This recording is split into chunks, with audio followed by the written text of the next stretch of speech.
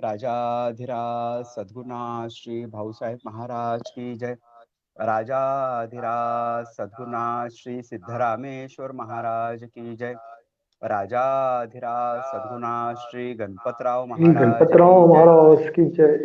राजाधिराज सद्गुरुनाथ महाराज की जय।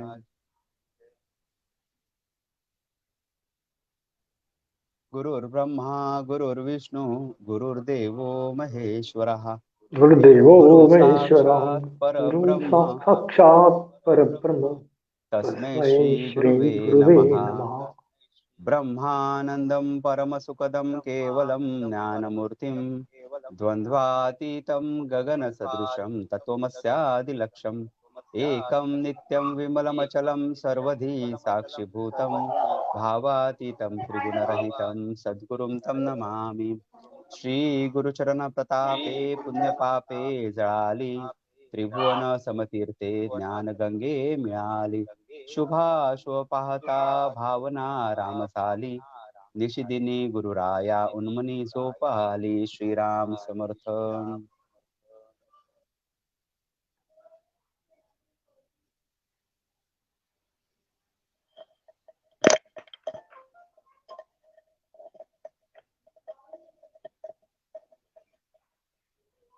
हॅलो.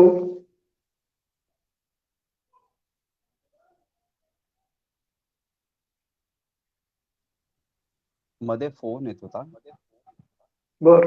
मी पणे विन साधन करू जाणे तोची धन्य आपण सता ब्रह्म भरंगळावे कास यासी। ऐक शिष्या येथीचे वर्म स्वये तुचे आहेसी ब्रह्म हे विषयी संदेह भ्रम धरुची नको। मी पण जाणोनी सांडावे आणि ब्रह्म होऊन अनुभवावे आपणास ब्रह्म मानून राहावे सुखे करून।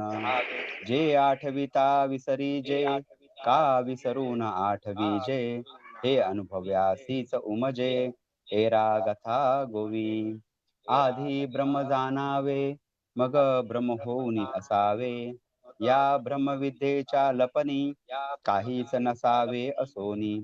जब मैं था तब राम नहीं अब राम है मैं नहीं नಡುವೆ कल्पने इत्यादी ಏನನ್ನು ತಾರದೆ ಒಮ್ಮಲ್ಲೆ ಸ್ವरूपಕ್ಕೆ उड्डाण ಮಾಡಬೇಕು। स्वरूपाचा विचार करताना कोणत्याही कल्पना मध्ये न आणता एकदमच स्वरूपाला उडी मारावी। जय जय रघुवीर समर्थ। अलंकापुरी पुण्यभूमी पवित्र तेथे नांदतो ज्ञान राजा सुपात्र तया आठविता घडे महापुण्य राशी नमस्कार माझा श्री गुरु ज्ञानेश्वरासी। आज अमृतानुभव ह्याचा 6वा दिवस आहे। थोडा प्रक्षेपणाला थोडा उशीर झाला परंतु आपण तो वेळ पुढे कव्हर करणार आहोत। तर मी परत पांढरे साहेबांना विनंती करतो की त्यांनी सुरुवात करावी। सद्गुरुनाथ महाराज की जय। नमस्कार नमस्कार।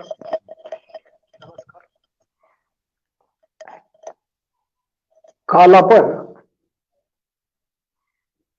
दुसऱ्या प्रकरणातील 29व्या ओळीपर्यंत आलो होतो। आज आपण 30वी ओळी सुरू करू। माऊलीची ओरिजिनल ओळी प्राकृतातली आहे। काही बाही अळूमाळू देखिजे एखादे वेळू तरी देखे तोही विटाळू जया गावी। आता त्या गुरुतत्वाविषयी माऊली बोलते की काही बाही अळूमाळू म्हणजे जेव्हा त्या चारही अवस्थांचा निराश झाला जागृती स्वप्न सुषुप्ती आणि तुर्या तेव्हा त्याच्या पलीकडचं काहीतरी जे आहे जे शब्दात सांगता येत नाही जे अनिर्वाच्य आहे आणि म्हणून इथे माऊली शब्द वापरते काही बाही अळूमाळू की ते शब्दात नाही सांगता येत ते असं आयाचित अचानक केव्हा तरी 4 अवस्थांचा निराश होतो, जेव्हा ध्यानीमनीही नसतं. आणि अशा या त्या निर्विकल्प मनाच्या स्थितीमध्ये ती घटना केव्हा घडून जाते ते काही सांगता येत नाही. आणि मग तेव्हा ती अवस्था आल्यानंतर जर कोणी असं म्हटलं की मला त्या तत्वाचा साक्षात्कार झाला किंवा मी ते तत्व अनुभवलं किंवा मला ज्ञान झालं किंवा मला परमात्मा दिसला, असे जर कोणी शब्द वापरले तर तोही विटाळ आहे. कारण की ते तत्व जे शब्दातीत आहे, अनिर्वाच्य आहे. आणि सगळ्यात महत्वाची गोष्ट अशी की त्या तत्वाला स्वतःची देखील जाणीव नाही. आणि मग त्या तत्वाला मी पाहिलं असं म्हणणे किंवा मी अनुभवलं असं म्हणणे किंवा ते तत्व 4ही अवस्थांचा द्रष्टा आहे, साक्षी आहे, अशी ही जी काही भाषा वापरली जाते ती भाषा योग्य नाही. तो एक प्रकारे त्या तत्वाला विटाळ लावणे आहे असं माऊलीचं सांगणं आहे. की त्याविषयी बोलणं म्हणजे पुन्हा त्याला द्वैतात आणणं आहे. आणि असं जे काही शब्दाच्या पलीकडचं काय आहे जे त्याच्याविषयी काही बोललं जाऊ शकत नाही असं ते गुरुतत्व आहे. आणि म्हणून इथे ओवी आलेली आहे, काही बाही अळूमाळू देखिजे एखादे वेळू तरी देखे तेही विटाळू जया गावा. आता ही जर आपल्या मराठीत याची जर भाषांतर करायचं झालं या ओवीचं तर ती ओवी होईल, कधी जर आला अनुभवात क्षणमात्र तो अनुभवातीत मग विरे त्या अनुभवात अनुभवणारा. आणि असं जे काही ते जिथे अनुभव आणि अनुभवणारा शिल्लक उरत नाही असा काहीतरी तो शब्दातीत अनुभव, खरं म्हणजे तो एक अज्ञात अनुभव आहे सध्या आपल्यासाठी. आणि तो अनुभव शब्दातही सांगता येत नाही, तो वाचून कळत नाही, तो मनाला कळत नाही, तो बुद्धीला कळत नाही, तो इंद्रियांना कळत नाही, तो विचारांना कळत नाही, तो भावनेला कळत नाही, तो भावाला कळत नाही, ते श्रद्धेलाही कळत नाही. असं काहीतरी एक तत्व आहे. आणि त्या तत्वाची अनुभूती ते माऊली त्या तत्वालाच मग ते आपला गुरु म्हणतात, सद्गुरु म्हणतात. आणि त्या तत्वाविषयी हे सगळं दुसरं अध्यायातली आता ही 30वी ओवी आहे. 30ही अध्यायांमध्ये त्या तत्वाविषयी बोलणं चालू आहे. कधी कोणत्या प्रकारे सांगतात, कधी कोणत्या प्रकारे सांगतात, कधी कोणते शब्द वापरतात, कधी कोणते शब्द वापरतात. किती बोलू त्या सद्गुरूविषयी आणि किती बोलू असं माऊलीला झालेलं आहे. आणि म्हणून माऊलीचा हा असा त्या सद्गुरूच्या स्तुतीचा एक पूर इथे आलेला आहे, शब्दांचा पूर वाहतोय. इतक्या प्रकारे ते काही सांगतायत की त्यांना राहवत नाहीये. आणि मग त्या गुरुचं ते वर्णन करतायत. म्हणून इथे ओवी आली, असा काही अळूमाळू देखिजे एखादे वेळू तरी देखे तोही विटाळू जया गावा. आणि त्याची मराठीत ओवी होते, कधी जर आला अनुभवात क्षणमात्र तो अनुभवातीत मग विरे त्या अनुभवात अनुभवणारा. पुढची ओवी आहे, जेथे नमने का बोले केवती सुये पाऊले अंगी लावून नाडिले नावची येणे. आणि अशा या तत्वाविषयी, या तत्वाला मी आता कसं काय नमन करू म्हणे. कारण की या तत्वाच्या पुढे त्या नमनाचं काहीच चालत नाही. तिथे नमन, स्तुती, पूजा, प्रार्थना हे सगळे प्रकार चालतच नाहीत. कारण की हे सगळे प्रकार द्वैतातले प्रकार आहेत. आता हे बघा, ते आत्मतत्व, ज्या आत्मतत्वाला स्वतःची सुद्धा जाणीव नाही, ते तत्व या 4 अवस्थांना जाणत नाही. ते तत्व या 4 अवस्थांचा द्रष्टा नाही. ते तत्व या 4 अवस्थांचा साक्षी नाही. काही घेणं देणं नाहीये त्याला, ते आहे. परंतु या 4 अवस्थांच्या कोणत्याही भानगडीत ते भाग घेत नाही.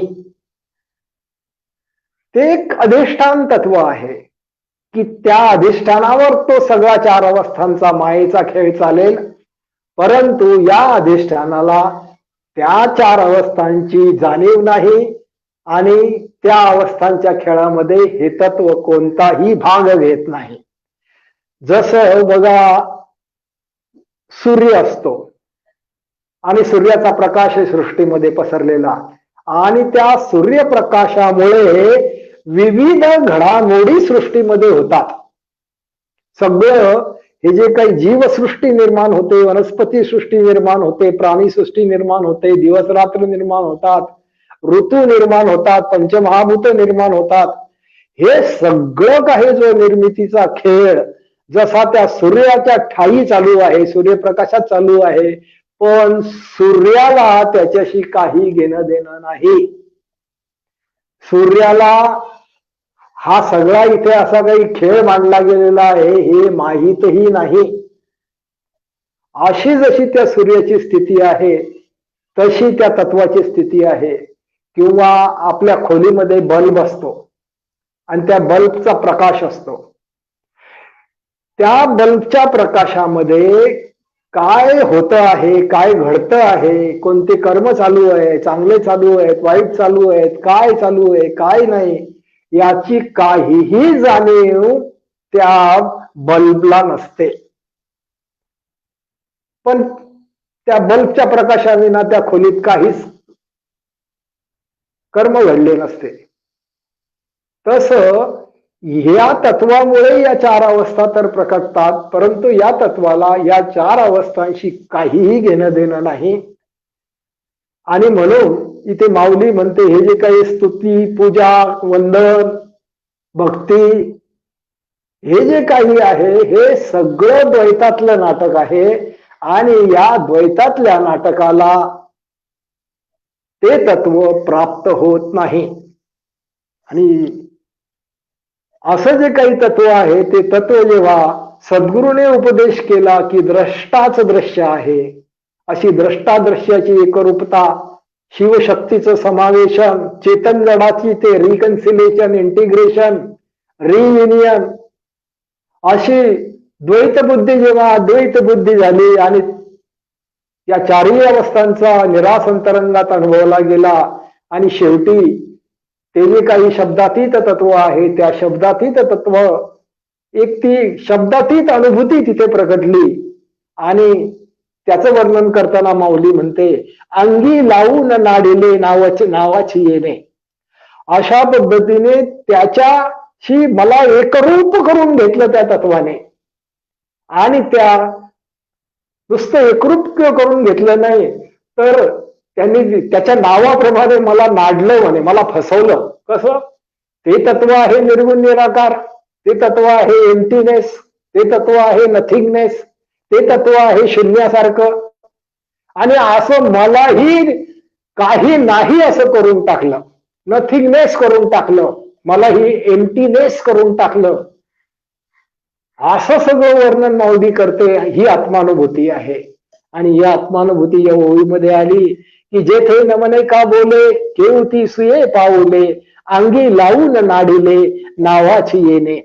याचं नाव जसं याची जे काही ती स्थिती आहे नथिंगनेसची तसं मलाही त्यांनी करून टाकलं आणि एक प्रकारे मलाही त्यांनी नाडलं म्हणजे फसवलं. असं वर्णन की बघा तो सद्गुरू शिष्याला आपल्यासारखं करून टाकतो. ते एक नेहमी उदाहरण दिले जात नाही का की परीस आणि गुरु मध्ये फरक आहे.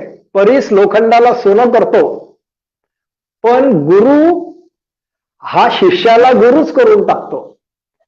जसं परीसाने लोखंडाला परीसच करून टाकलं तर त्याची गुरुची तुलना होईल, अन्यथा गुरुची आणि परीसाचीही तुलना होत नाही असं कबीर म्हणतात. कारण की गुरु आपल्यासारखंच करून टाकतो त्या शिष्याला. आणि म्हणून त्या सद्गुरूला नमन इथे माऊली करते. याची जर मराठीत ओवी केली तर ती मराठीतली ओवी होईल मन होता उन्मन प्रकटते बा आत्मज्ञान मज तया सारखे करून नाडिले तेने. असं द्रष्टाच दृश्य आहे, हा बोध मला केला गुरुने. ते चेतन जडाचं एकत्व समजवलं.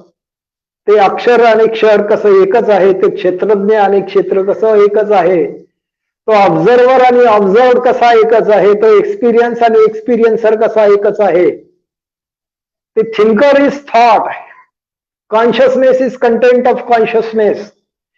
हे सगळं असं मला त्या सद्गुरूने सांगितलं, ते मला समजलं. आणि मग तिथे मी पणावीन पाहणे प्रकटले.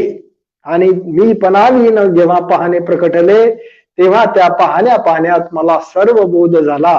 आणि चारही अवस्थांचा निराश अनुभवत मी त्या निर्गुण निराकाराशी एकरूप झालो, असा या ओवीचा अर्थ आहे. पुढची जी ओवी आहे ती 32वी ओवी आहे. आणि ती ओवी आहे, नव्हे आत्मया आत्मप्रवृत्ती वाढविता के निवृत्ती, तरी नामाची वायबुंथी सांडीसना. असं जे काही ते आत्मतत्व, ते निर्गुण निराकार तत्व आहे, ते निर्गुण निराकाराच्या ठिकाणी निवृत्ती आहे किंवा प्रवृत्ती आहे असं आपल्याला म्हणताच येत नाही म्हणे. त्या तत्वाच्या ठिकाणी मीपणा आहे किंवा मीपणा नाही ही भाषा वापरता येत नाही. त्या तत्वाच्या ठिकाणी असणे पण आहे आणि नसणे पण नाही अशी भाषा वापरता येत नाही. ज्ञान अज्ञान अशी भाषा वापरता येत नाही. त्या तत्वाला निर्गुण सगुणही म्हणता येत नाही. असं काहीतरी जाणीवे नेणिवे पलीकडचं जे तत्व आहे, आणि त्या तत्वाला जर आपण चुकून आत्मतत्व म्हटलं तर तो घोटाळा आहे, असं ते त्या आत्मप्रवृत्ती या शब्दातून ते येतं की आत्मतत्व असं जर म्हटलं तर तिथे एक मीपणाचा भास निर्माण होतो. आणि मीपणाचा जर भास निर्माण झाला तर पुन्हा तिथे नाम रूपाचं द्वैत निर्माण होतं. आणि मग अशा प्रकारे ते तरी या नामाची वायुगुंथी सांडीसना. आणि असं जर आपण जर काही त्या तत्वासाठी शब्द वापर, म्हणून त्या तत्वासाठी शब्दच वापरता येत नाही, त्या तत्वाविषयी बोलताच येत नाही. त्या तत्वाविषयी बोलायला गेलं की घोटाळा झाला. आणि कदाचित तुम्हाला माहिती असेल की जेव्हाही भगवान बुद्धांना त्या तत्वाविषयी प्रश्न विचारला गेला, देव परमात्म्याविषयी प्रश्न विचारला गेला, किंवा त्या अवस्थेविषयी प्रश्न विचारला गेला, त्या शून्याविषयी त्यांनी शून्य हा शब्द काही ठिकाणी वापरला आहे, परंतु जेव्हा अशी काही चर्चा निघायची तेव्हा ते गप्प बसायचे. त्यांनी या प्रश्नाला कधीही उत्तर दिलं नाही. आणि खरं म्हणजे त्यांनी ते खरं उत्तर दिलेलं असतं की त्याच्याविषयी बोलताच येत नाही. आणि म्हणून मौनातच त्याचा बोध होतो. आणि जोपर्यंत आपलं मन मौन होत नाही, आपल्या मनात जे सारखे विचार चालू असतात, भावना चालू असतात, आपल्या मनात नाही त्या कल्पना येतात, संकल्प येतात,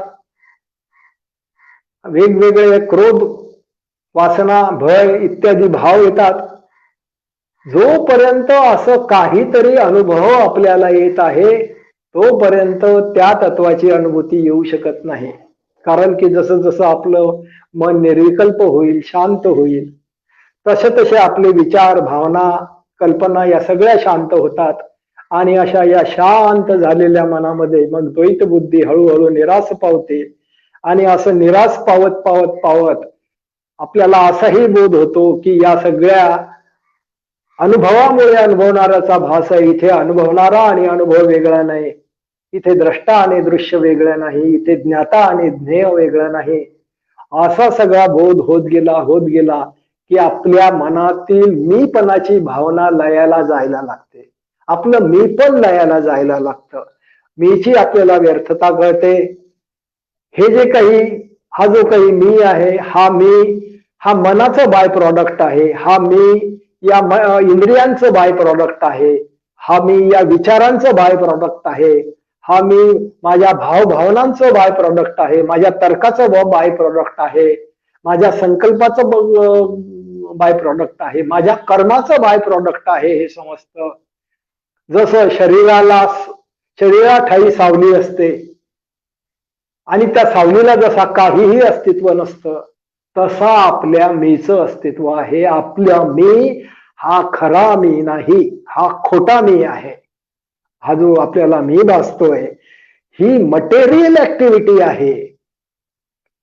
ही प्रकृतीमुळे हा भास निर्माण होतो, हा पंचभूतांमुळे भास निर्माण होतो आणि आपल्याला आपलं खरं स्वरूप विस्मृत झालेलं आहे. ते परमचैतन्याची आपल्याला काहीही अनुभूती राहिलेली नाही आणि असं ते तत्व विस्मरणात गेल्यामुळे आणि आपण आता अज्ञानात आणि अविद्येत असल्यामुळे जो मी नाही त्याला मी म्हणायची मला सवय लागलेली आहे.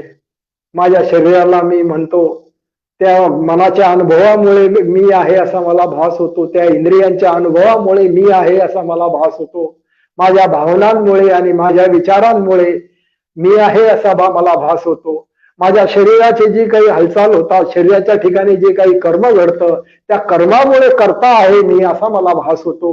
माझ्या पाचही इंद्रियांच्या ठिकाणी मला जे निरनिराळे अनुभव येतात, डोळ्याने दिसतं, कानाने ऐकू येतं, नाकाला गंध येतो, जिभेला चव समजते, त्वचेला स्पर्श समजतो, मनाला विचार समजतात, भावना समजतात, तर्क समजतो. तर हे सगळं काही जे आहे याच्यामुळे मीपणाचा भास आहे. मी इथे स्वतः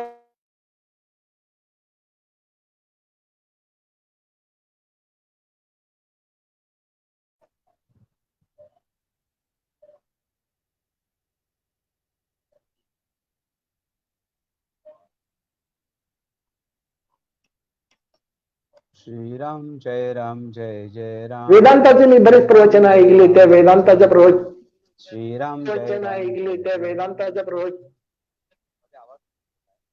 मध्ये आवाज तुटलेला आहे. हा आता आलाय परत.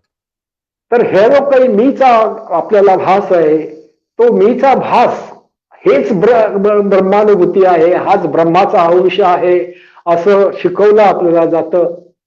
आणि मग असं मग ते तत्व शाश्वत आहे, ते सनातन आहे आणि ते जो आपल्याला मीपणाचा भास आहे तेच ते तत्व आहे, तेच ते ब्रह्म आहे, तेच ते ईश्वर तत्व आहे, तेच ते निर्गुण निराकार तत्व आहे, तेच ते साक्षी तत्व आहे, तेच ते द्रष्टा तत्व आहे, अशा वगैरे वगैरे आपल्याला शिकवलं जातं.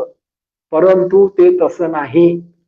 हा जो काही मी आहे ही मटेरियल ऍक्टिव्हिटी आहे, ही त्या पंचभूतांची सावली आहे. त्या पंचभूतांच्या सोबत हा भास निर्माण होतो.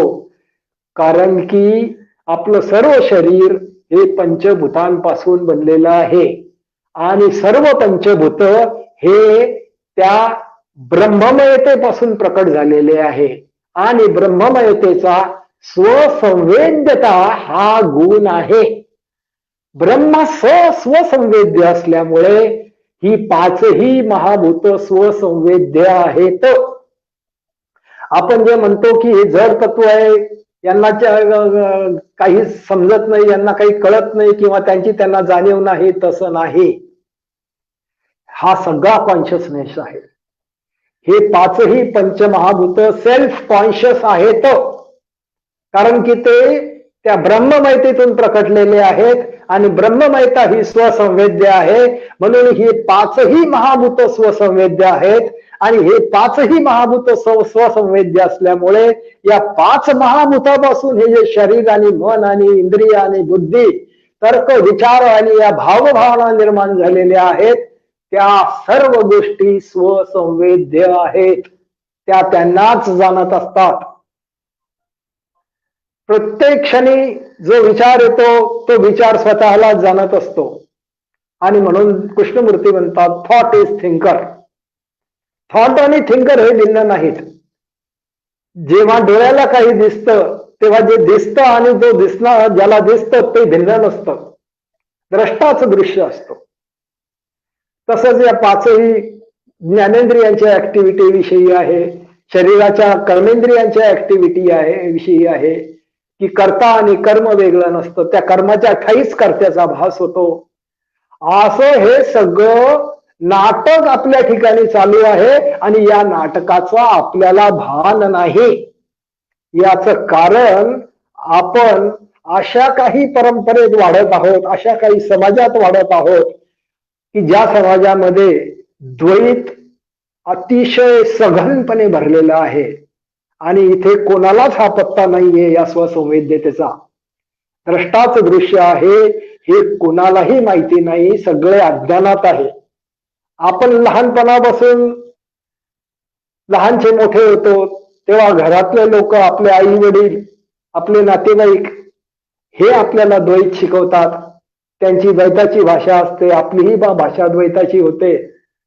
त्यांनाही द्वैताचा अद्वैताचा बोध नसतो, तेही द्वैतात असतात. त्यामुळे ते सगळं द्वैतात्मक शब्द वापरतात. आपण मोठं झाल्यावर शाळेत जातो, शाळेतही आपल्याला द्वैताचं शिक्षण मिळतं. आणि अशा प्रकारे शाळेत, समाजात किंवा हे जे काही सर्व प्रसारण माध्यम आहेत, हे सगळे काही वर्तमानपत्र, टीव्ही चॅनल्स आहेत, या सगळ्यांमधून द्वैतच आपल्याला शिकवलं जातं आणि आपण द्वैतामध्ये फिक्स होतो. आणि असं द्वैतात फिक्स झाल्यामुळे आपण पुढे या अद्वैताला प्राप्तच होऊ शकत नाही. कारण की ती जी काही गुरु किल्ली आहे, द्रष्टाच दृश्य आहे, हे सांगणारा सद्गुरु जोपर्यंत आपल्या जीवनात येत नाही,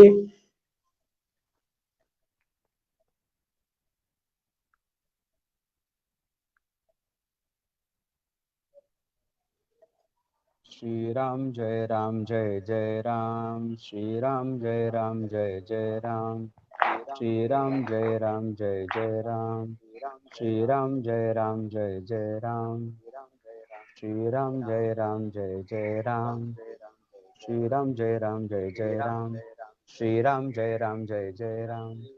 शिवोहम शिवोहम सच्चिदानंदोहम, शिवोहम शिवोहम सच्चिदानंदोहम, शिवोहम शिवोहम चिदानंदोहम. हा, चालू करा तुम्ही.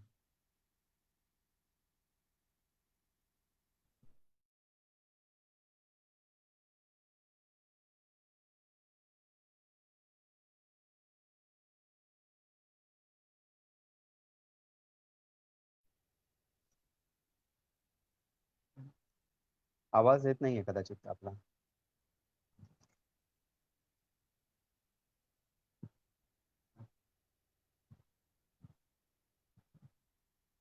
शिवोहम शिवोहम सच्चिदानंदोहम, शिवोहम शिवोहम सच्चिदानंदोहम, शिवोहम शिवोहम सच्चिदानंदोहम, नित्योहम नित्योहम नित्यस्वरूपोहम,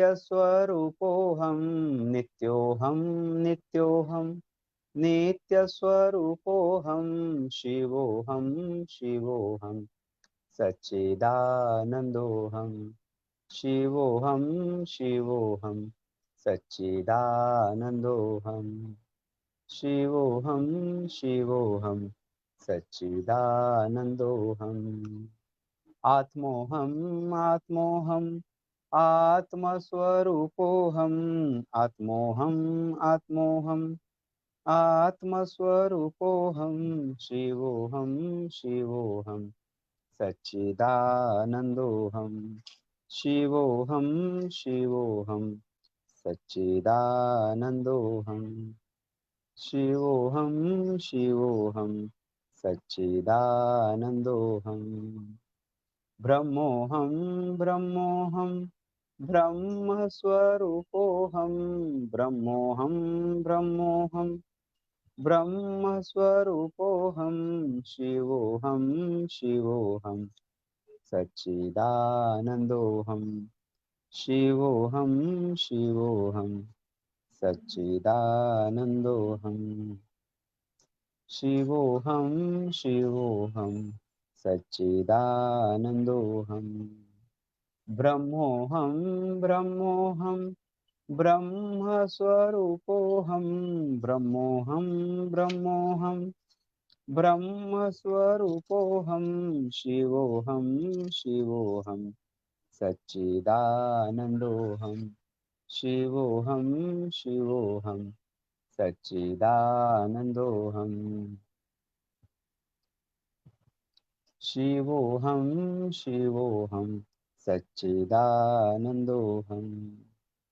चिदानन्दरूप शिवोऽहं शिवोऽहं चिदानन्दरूप शिवोऽहं शिवोऽहं मनोबुद्धि अहंकार चित्तानि नाहं न चक्षुत्र जीवे न च घ्राणनेत्रे न च व्योम भूमि न तेजो न वायु चिदानन्दरूप शिवोऽहं शिवोऽहं चिदानन्दरूप शिवोऽहं शिवोऽहम्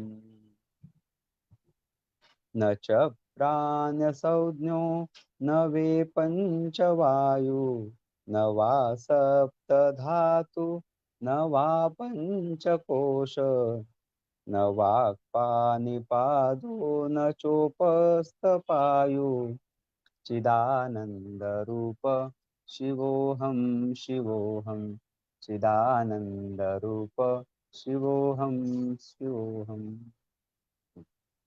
सुरू करा.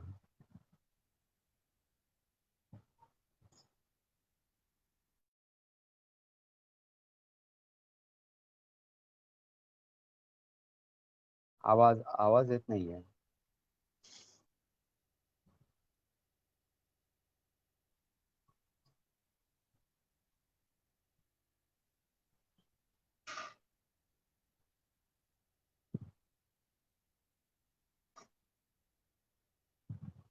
तुमचा अनम्यूट आहे का फोन? म्यूट आहे ते. फोन तुमचा म्यूट आहे कदाचित.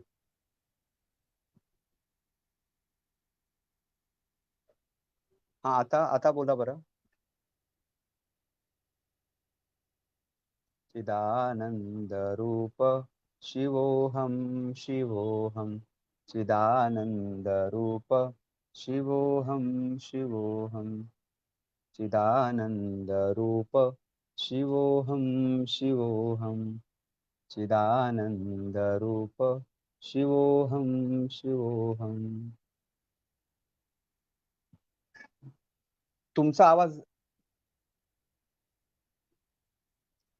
तुमचा आवाज येत नाहीये. तुमचा आवाज येत नाही. परत एकदा बाहेर जाऊन परत एंटर करा बरं.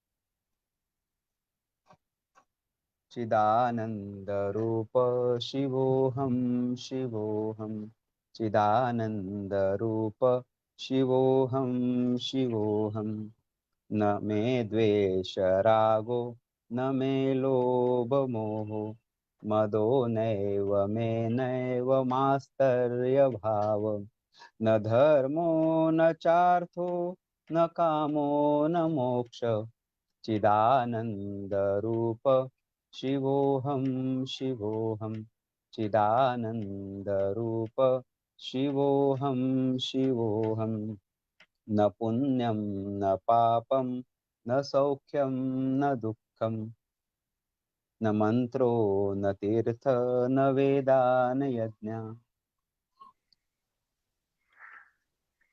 हा आता चालू झालेलं आहे. हा सुरू करा. आवाज येतो? हो आवाज येतो? हो येतोय. बर. आपली ओवी चालू होती. नव्हे आत्म या आत्मप्रवृत्ती वाढविता के निवृत्ती तरी या नामाची वायवंथी सांडीसना. असं जे काही ते तत्व आहे की ज्या तत्वाच्या ठिकाणी काहीही आत्मप्रवृत्ती नाही आणि त्या तत्वप्राप्तीसाठी जर काही आपण निवृत्ती वाढविण्याचा प्रयत्न केला तर तिथं काहीही प्रयत्न करणे म्हणजे त्या तत्वापासून दूर जाणे आहे. हे तत्व असं काही आहे की त्या तत्वाच्या प्राप्तीसाठी काहीही करण्याची गरज नाही, फक्त निर्विकल्प सजग मनाची आवश्यकता आहे. बेहोश नको मन, सजग पाहिजे आणि निर्विकल्प पाहिजे. असं जर निर्विकल्प आणि सजग मन असलं तर त्या तत्वाचा बोध होत असतो. केवळ सजगता, आपल्याला ऑब्झर्वेशनची कला आली पाहिजे, आपल्याला निहाळण्याची कला आली पाहिजे, आपल्याला निरखण्याची कला आली पाहिजे. आणि असं निहाळण्यात आणि निरखण्यामध्ये ही आर्ट ऑफ ऑब्झर्वेशन आहे. याला ध्यान असं म्हणतात. ध्यानाच्या नावाखाली आपण जे काही सगळे प्रकार करतो ते ध्यान नव्हे, त्या सगळे कॉन्सन्ट्रेशन आहे. रिअल मेडिटेशन शिकवणारे फार थोडे लोक असतात, पण ते आपल्याला या अमृतानुभवामध्ये माऊली शिकवणार आहे. अजून पुढच्या अध्यायांमध्ये अतिशय बारीक बारीक खुलासे होतील की त्या ऑब्झर्वेशन विदाऊट ऑब्झर्व्हरला कसं प्राप्त होऊ शकतो आपण. त्यासाठी काय काय तुम्हाला समजून घ्यावं लागेल, मनप्रक्रिया समजावून घ्यावी लागेल, द्वैत समजावून घ्यावं लागेल. ते जे आपण पण त्याच्यासाठी ते पहिलं शक्ती समावेशन हे अध्याय माऊलीने लिहिला की हे द्वैत समजावून घ्या पहिल्यांदा. हे माइंड मॅटरचं द्वैत, हे चेतन जडचं द्वैत, ही सायकोफिजिकल जॉईंट फिनॉमिना जी आहे ती समजावून घ्या. ह्या जे काही 4 अवस्थांचा खेळ आहे, हा द्वैताचा खेळ आहे, ही मटेरियल ऍक्टिव्हिटी आहे, ही पंचभूतांची ऍक्टिव्हिटी आहे, हा सगळा भवचक्राचा खेळ आहे, हा सगळा अज्ञानाचा प्रकार आहे, हा सगळा पंचभूतांचा प्रकार आहे. याला काही अर्थ नाही. पंचभूते ही क्षणाला हजारो वेळा त्यांचा उदयव्यय होत असतो. ते अनित्य असतात, बदलत असतात प्रतिक्षण. हे जे काही 5ही पंचमहाभूत आहेत ना, हे यांचं जे मूळ स्वरूप आहे ते व्हायब्रेशन सारखं आहे. व्हायब्रेशन जितकी फ्रिक्वेन्सी जास्त असेल तितक्या वेळा ते जास्त त्याचा असा उदयव्यय चालू असतो. तसं हे जे सगळे जे काही तत्व आहेत ना, हे तत्व व्हायब्रेशन हे त्यांचं मूळ नेचर आहे. उदयव्यय उदयव्यय उदयव्यय, प्रतिक्षण उदयव्यय. बरं, तो उदयव्यय असा तसा नाही, तो आपण मोजूही शकत नाही, आपण ओळखूही शकत नाही, असा हा उदयव्यय प्रत्येक मटेरियलचा चालू आहे. आणि जितका उदयव्यय अधिक तितकी सघनता वाढत जाते. जसं आकाशाच्या ठिकाणी एक उदयव्यय आहे आणि आकाशाचं जे अधिष्ठान आहे त्या अधिष्ठानाच्या ठिकाणी उदयव्ययच नाही. ते असं नित्य तत्व आहे आणि नित्य तत्वाच्या ठिकाणी उदयव्ययच नाही. आणि उदयव्यय ज्या तत्वाला नसतो ते तत्व जाणीवेत सापडत नाही, कॉन्शियसनेस मध्ये ते तत्व सापडत नाही. आणि म्हणून ती जी काही शाश्वत तत्व आहे ते मन आणि इंद्रियांच्या आवाक्यात येत नाही. परंतु हे आकाश तत्व जिथे व्हायब्रेशनला सुरुवात होते, उदयव्ययाला सुरुवात होते आणि ते तिथे ती फ्रिक्वेन्सी जरा कमी असते, त्यामुळे एक असं अतिशय विरल असं आकाशासारखं जे आहे किंवा नाही असंही म्हणता येत नाही, परंतु ते दिसतं. आणि म्हणून ते असं एक विरल आकाशासारखं जे पहिलं महाभूत निर्माण होतं. आणि पुढे फ्रिक्वेन्सी वाढते, फ्रिक्वेन्सी उदयव्ययाची वाढली की तिथे वायू निर्माण होतो आणि वायूच्या ठिकाणी थोडस सघनत्व येतं आणि तो वायू हालचाल करतोय असं वाटतं, वायूला गती आहे असं वाटतं. आणि त्या वायूच्या ठिकाणी जेव्हा पुन्हा त्या फ्रिक्वेन्सीमध्ये वाढ होते तेव्हा ते जो काही वैश्विक असा वायू आहे तिथे परिच्छिन्नता घडते, इंटिग्रेशन घडतं, कॉन्सॉलिडेशन घडतं. आणि या परिच्छिन्नतेमध्ये मग नामरूपाचा उदय होतो. आणि हे नामरूप म्हणजे दुसरं तिसरं काही नसून हे सगळे प्राणमय कोश आहेत. हा जो काही वैश्विक वायू आहे तोच अगणित अरबो खरबो अशा प्राणमय कोशांमध्ये विभागला जातो. जसे त्या ढगातून अगणित थेंब निर्माण होतात पाण्याचे, तसं त्या वायुरूप कोशातून अगणित अशी नामरूप निर्माण होतात की जी अगणित अशी प्राणमय कोशच असतात ते. आणि त्या प्राणमय कोशाच्या ठिकाणी मग तिथे चेतनजडाचा भास असतो, नामरूपाचा भास असतो, द्रष्टादृश्याचा भास असतो, अनुभव आणि अनुभवणाऱ्याचा भास असतो, ज्ञाताचा आणि ज्ञेयाचा भास असतो. आपण ते असे 20-25 शब्द गीतेत आणि ज्ञानेश्वरीमध्ये आहेत ते बघितलं.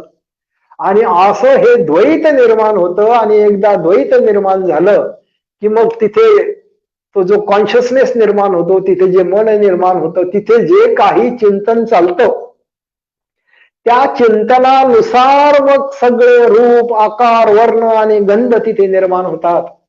आणि मग काही नामरूपाच्या ठिकाणी जर मानवी चिंतन घडलं तर तिथे मानवाचा वंश निर्माण होतो. तिथे जर काही प्राण्यांचे चिंतन घडलं तर तिथे प्राण्यांचे वंश निर्माण होतात. वनस्पतींविषयी चिंतन घडलं तर वनस्पती निर्माण होते. आणि जर कीटकांविषयीचे चिंतन घडलं तर तिथे कीटक निर्माण होतात. असं हे सगळं तिथे भासाची दुनिया तिथे निर्माण होते. तर अशी ही जी भासाची दुनिया आहे, ही भासाची दुनिया त्या नामरूपाच्या ठिकाणी निर्माण होत असते. आणि म्हणून इथे ती ओवी आलेली आहे की या नामरूपाचा हा जो गुंठा आहे, इथे जर काही प्रयत्न केले, इथे जर काही साधना केली, इथे जर काही स्तुती केली, वंदन केलं, काही कर्मकांड केलं तर त्या आत्मतत्वाची गाठ तर पडतच नाही. पण ही नामरूपाची जी ग्रंथी आहे, ही जी एक चिद ग्रंथी आहे, ही चित ग्रंथी अधिकाधिक बळकट होते आणि या बंधनातून मग कधीच आपली सुटका होत नाही. म्हणून ओवी आली होती, नव्हे आत्मया आत्मप्रवृत्ती वाढवी ताके निवृत्ती, तरी नामाची वायबुंती सांडीच ना. याची मराठीत ओवी होईल, नव्हे आत्मयास आत्मप्रवृत्ती मग वाढवावी कशी निवृत्ती, मनाच्या या ग्रंथी सांडाव्यात कसा. आणि मग पुढची ओवी येते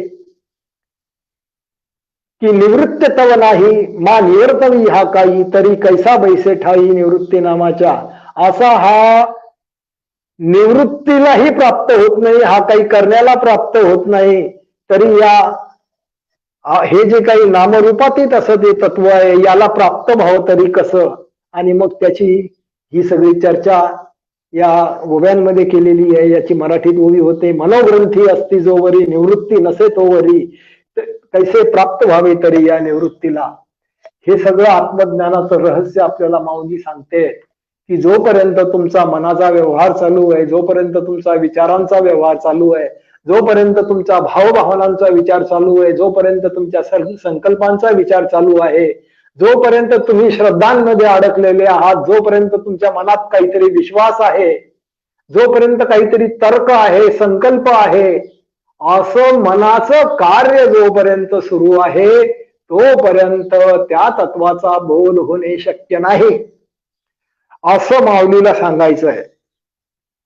आणि हे सगळं वेगवेगळ्या प्रकारे माऊली आपल्याला सांगते आहे. अगदी हे जे काही विचार, तर्क, संकल्प, बुद्धी, हे जे सगळं जे काही चालू आहे, हे नुसतंच काही जागृतीत चालू आहे असं नाही, पण ते स्वप्नातही चालू आहे, ते सुषुप्तीतही चालू आहे, ते तुर्यतही चालू आहे आणि त्याचा आपल्याला बोध नाही. आणि त्या सगळ्यांचा आपल्याला बोध नसल्यामुळे आपण या विचारचक्राच्या बाहेर कधीच पडत नाही.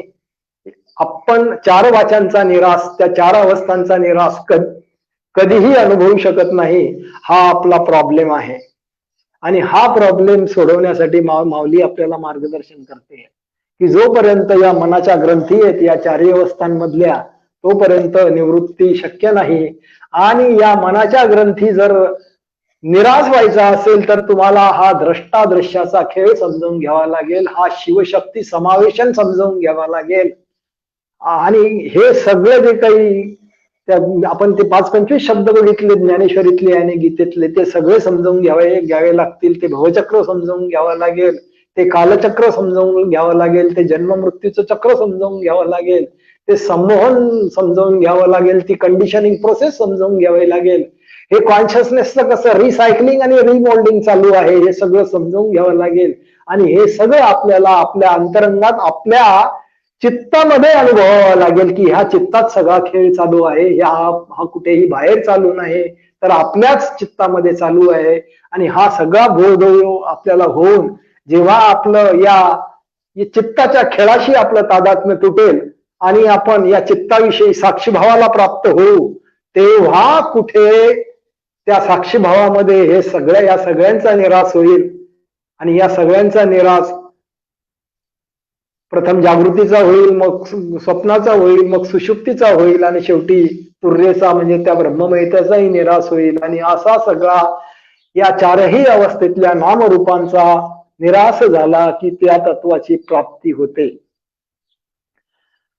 आणि आपण हे जे काही नेहमी बोलतो की त्या तत्वामुळे या 4 अवस्था निर्माण झालेल्या आहेत, त्या ईश्वरामुळे ही सृष्टी निर्माण झालेली आहे. ईश्वर सृष्टी निर्माण करतो, ईश्वर सृष्टीचं पालन पोषण करतो, ईश्वर या सृष्टीचा संहार करतो. म्हणजे ते निर्गुण निराकार जे तत्व आहे, ज्या अधिष्ठानावर हे सगळं, ते अधिष्ठान जसं काही कोणी कंट्रोलर आहे, कोणीतरी नियंत्रक आहे, नियंत्रण करणार आहे, अशा पद्धतीने आपण ते त्याच्याविषयी बोलत असतो. पण माऊली म्हणते असं नाही, त्या तत्वाचा काही संबंध नाही या घडामोडीशी. आणि म्हणून ते एक दुसऱ्या अध्यायातली आपण पूर्वी ओळी पाहिली होती, जिथे भगवंत सांगतात की मी सृजी पाळी सहारी ऐसे बोलती जे चराचरी, ते अज्ञान गाव धारी पंडितकुमारा. बघा, दुसऱ्याच अध्यायामध्ये भगवंताने सांगितलेली ओळी आहे की हे जे काही समजलं जातं की मी ही सृष्टी निर्माण करतो, या सृष्टीचं पालन पोषण मी निर्माण करतो आणि या सृष्टीचा संहार मी निर्माण करतो, माझ्यामुळे होतो, असं हे जे काही बोललं जातं ते अज्ञान आहे. आपली परंपरा सगळी अज्ञानाची आहे. हे सगळं जे काही घडतं ते अज्ञानामुळे घडतं, परमेश्वरामुळे घडत नाही. हे सगळं घडतं आपल्यामुळे घडतं. मीपणाचा भास आपल्या ठाई निर्माण झाल्यामुळे हे सगळं घडतं. याला ईश्वर जबाबदार नाही, याला आपणच जबाबदार आहे. अहो, ईश्वराने जर ही सृष्टी निर्माण केली असती तरी इतकी दुःखद आणि काळजीची आणि भयानक, जिथे युद्ध आहे, दहशतवाद आहेत, बॉम्बस्फोट आहेत, खून आहेत, बलात्कार आहे, भ्रष्टाचार आहे, अशी सृष्टी कशी काय निर्माण केली असती त्या परमेश्वराने? त्याने जर निर्माण केली असती तर फार सुंदर निर्माण केली असती. पण ते तत्व असं आहे की त्याला काही घेणं देणं नाही. ते फक्त ओमनीपोटेंट आहे, सर्व शक्ती आहेत तिथे, सगळं काही आहे. परंतु त्या शक्तीचा उपयोग करण्याची बुद्धी तो परमेश्वर स्वीकारत नाही. फक्त ते शक्ती तत्व आहे आणि त्या शक्तीच्या ठाई अज्ञानामुळे मीपणाचा भाव निर्माण होतो आणि तिथे 4 अवस्थांचं प्रकटन होतं. आणि तो मीपणाचा भाव म्हणजे आपणच त्याला ते तत्व आहोत, आपणच ब्रह्मतत्व आहोत, आपणच ते वैश्विक तत्व आहोत, आपणच अज्ञान आहोत. आणि आपण अज्ञान असल्यामुळे आपल्याच ठाई हे सगळे 4 अवस्थांचे भास निर्माण होतात. जागृती माझ्याशिवाय नाही, स्वप्न माझ्याशिवाय नाही, सुषुप्ती माझ्याशिवाय नाही आणि ते ब्रह्मही माझ्याशिवाय नाही. ते सगळ्या 4 अवस्था जिथे जिथे असणार तिथे तिथे मी असणारच. माझ्याशिवाय विश्व नाही आणि विश्वाशिवाय मी नाही. मी असेल तरच अनुभव आहे आणि मी नसेल तर अनुभव नाही. मी असेल तरच सृष्टी आहे आणि मी नसेल तर सृष्टी नाही. असं आपलं आणि सृष्टीचं अनन्य नातं आहे. कारण आपणच सृष्टी आहोत, आपणच जागृती आहोत, आपणच स्वप्न आहोत, आपणच सुषुप्ती आहोत आणि आपणच ब्रह्मही आहोत. परंतु हा बोध आपल्याला नाही द्रष्टादृश्याचा. हे जे काही जागृती रूपी दृश्य आहे, हे जागृती रूपी संपूर्ण दृश्य आपणच आहे. आपला आणि त्याचा अनन्य संबंध आहे. आपण आणि या जागृतीच्या अनुभवाला असं अलग करता येत नाही, विलग करता येत नाही. आणि जर अलग केलं तर दोन्हीही खलास होतात. दृश्यही राहत नाही आणि द्रष्टाही राहत नाही. आणि म्हणून मृत्यूच्या समयी जगही राहत नाही आणि जीवही राहत नाही. तर असं हे जे आहे हे सगळं जागृतीत, स्वप्नात, सुषुप्तीत आणि त्या ब्रह्ममयतेमध्ये हे सगळं चालतं. आणि हे सगळं आपल्याला माहिती नसल्यामुळे अज्ञानामध्ये हे सगळं व्यवस्थित चालू असतं. आणि म्हणून पुढची ओवी येते, सूर्यासी अंधकारू काही झाला होता गोचरू, तरी तमारी तमारी हा डगरू आलाच की.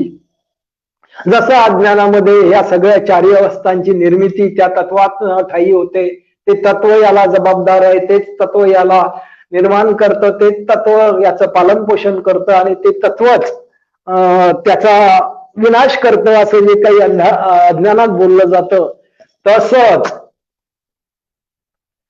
हे जे काही दिवस रात्रीचा भास इथे निर्माण होतो, तो दिवस रात्रीचा भास हा सूर्यामुळे निर्माण होतो असं बोललं जातं. पण सूर्यामुळे तो भास निर्माण होत नाही. सूर्याला काही घेणं देत, त्याला बिचाऱ्याला रात्रही माहिती नाही, त्याला दिवस पण माहिती नाही, अशी त्या सूर्याची स्थिती आहे. परंतु पृथ्वीच्या स्वतःच्या आसाभोवती फिरण्यामुळे इथे रात्र आणि दिवसाची निर्माण होते. तसं आपल्या ठाई असलेल्या अज्ञानामुळे या चारही अवस्थांची निर्मिती होते आणि इथे सगळा सृष्टीचा भास होतो. आणि आज जसं सूर्य काहीच त्या दिवस रात्रीला जबाबदार नाही, तो अंधार निर्माण करण्याला सूर्य जबाबदार नाही, परंतु त्या अंधारा सूर्यामुळे होतो व सूर्यामुळेच मग त्या अंधाराचाही नाश होतो, असं हे सगळं काही इथे बोललं जातं. आणि म्हणून ही ओवी आली आहे की सूर्यासी अंधकारो काही झाला होता गोचरू, तरी तमारी हा डगरू आलाच की. त्या अंधाराचा तो शत्रू आहे असा आरोप त्याच्यावर आलेला आहे. याची जर मराठीत ओवी केली तर ती होती, सूर्या कधीच नसणं अंधाराचे ते भान, तरी तो अंधार शत्रू म्हणून प्रसिद्ध की. त्या सूर्याला अंधाराचा शत्रू असं आपण म्हणत असतो. असं हे जे काही सूर्याला दोष देणं आहे, तसंच या सृष्टीच्या निर्मितीविषयी त्या परमेश्वराला दोष देण्यासारखं होईल. परमेश्वर या सृष्टीला जबाबदार नाही. या सृष्टीला जबाबदार आपण सगळे आहोत. आपण सगळ्यांनी मिळून ही सृष्टी बनवलेली आहे, हा समाज बनवलेला आहे, हे विश्व बनवलेलं आहे. आणि जोपर्यंत आपल्यामधला प्रत्येक जण सुधरत नाही, प्रत्येक जण जागा होत नाही, तोपर्यंत या जगामध्ये सुख शांती नांदणं शक्य नाही. आणि म्हणून वैयक्तिक प्रत्येकाने हा आत्मज्ञानाचा मार्ग चोखाळणं गरजेचं आहे, जेणेकरून आपल्याला जर हा बोध झाला तर आपली या दुःखातून आणि या सगळ्या चिंता काळजीतून मुक्तता होईल. आणि ही सगळी करुणा या संतांना येते. आणि म्हणून हे संत असा अमृतानुभवासारखा ग्रंथ लिहून जातात.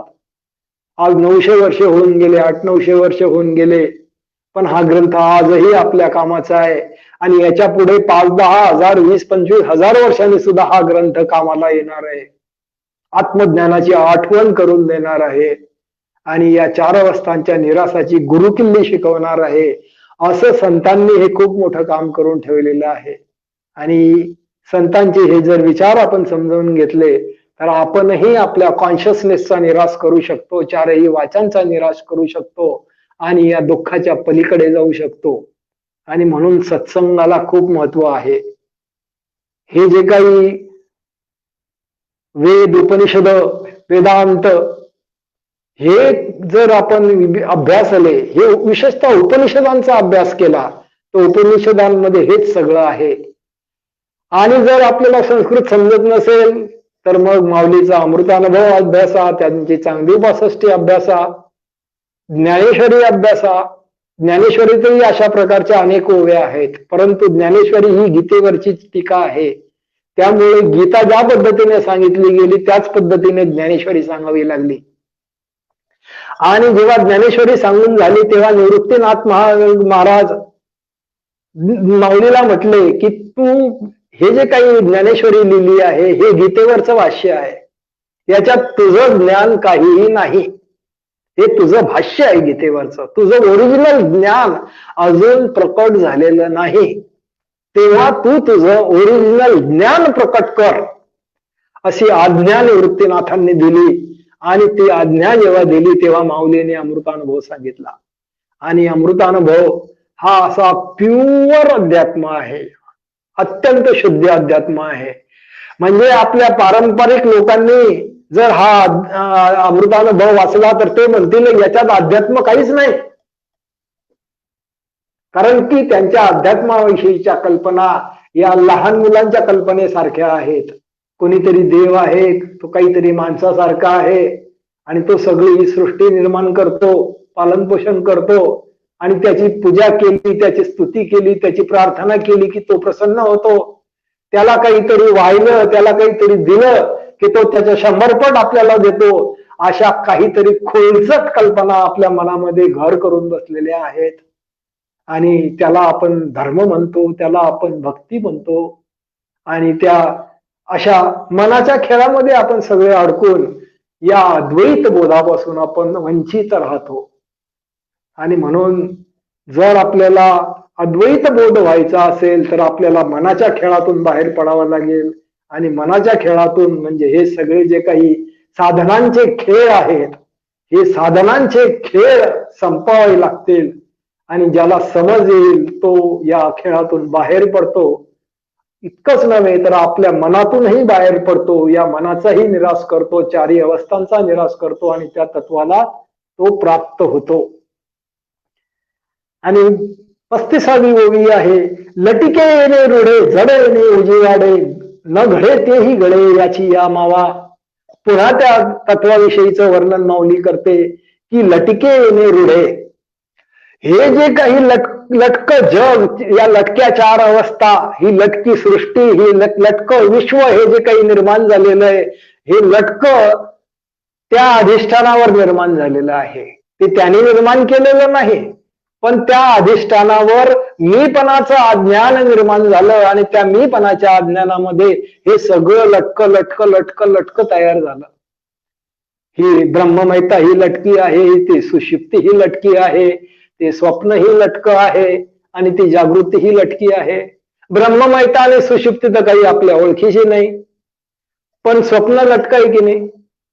रात्री स्वप्न पडतं तेव्हा स्वप्न खरं वाटतं, पण स्वप्नातून जाग आल्यानंतर स्वप्न खोटं असल्याचं समजतं. तसंच ही जागृती सुद्धा खोटी आहे की नाही. मेल्याबरोबर ही जागृती नाहीशी होते, हे विश्व नाहीसं होतं, ही सृष्टी नाहीशी होते. हे सगळं पंच ज्ञानेंद्रियांचं जगत जे आहे ते केवळ आणि केवळ पंच ज्ञानेंद्रियांमुळे भासतं. पंच ज्ञानेंद्रिय मातीत गेले की ही सृष्टी ही मातीत जाते, काहीच नाही. जसं जागल्यानंतर स्वप्नाला काही अस्तित्व नाही, तसं मृत्यूनंतर या सृष्टीलाही काही अस्तित्व नाही. स्वप्नही खोटं आहे आणि ही जागृती ही खोटी आहे. असं हे सगळं लटक आहे. इथे मी पण लटका आहे आणि मीला येणारे सगळे अनुभव सुद्धा लटके आहेत. हा बोध आपल्याला झाला पाहिजे असा संतांचा प्रयत्न आहे आणि ते आपल्याला समजवतायत. मला एक तुकाराम महाराजांचा अभंग आठवतोय. त्या अभंगामध्ये अर्थात त्याचे काही शब्द मी पाठ करू शकत नाही, कोणतेही गोष्टी पाठ करून सांगण्याची मला सवय नाही, परंतु त्या अभंगाचा अर्थ असा आहे, त्याच्यामध्ये मोठा अभंग आहे खूप आणि तिथे सगळं असं वर्णन करतात तुकाराम महाराज की हे लटक आहे, ते लटक आहे, ते लटक आहे, ढबूक लटक आहे, टमुक लटक आहे, अशी भले मोठी यादी सांगतात. हे सगळं लटक आहे, हे सगळं खोटं आहे आणि शेवटी सांगतात हा तुका सुद्धा लटका आहे. तर असं सगळं आपल्याला येणारे सगळे अनुभव लटके आहेत. मग ते शरीराचे असो, मनाचे असो, भावनांचे असो, विचारांचे असो, तर्काचे असो, बुद्धीचे असो, स्मृतीचे असो, श्रद्धेचे असो, हे सगळे लटके असतात. हे जे लोक बोलतात ना की मला देव दिसला, मला विठ्ठल दिसला, मला कृष्ण दिसला, मला राम दिसला, मला आमचे पित्तर दिसले, मला भूत दिसले, मला का ती चेटकीन दिसली, ते मला बिलगलं, हे सगळे मनाचे खेळ आहेत.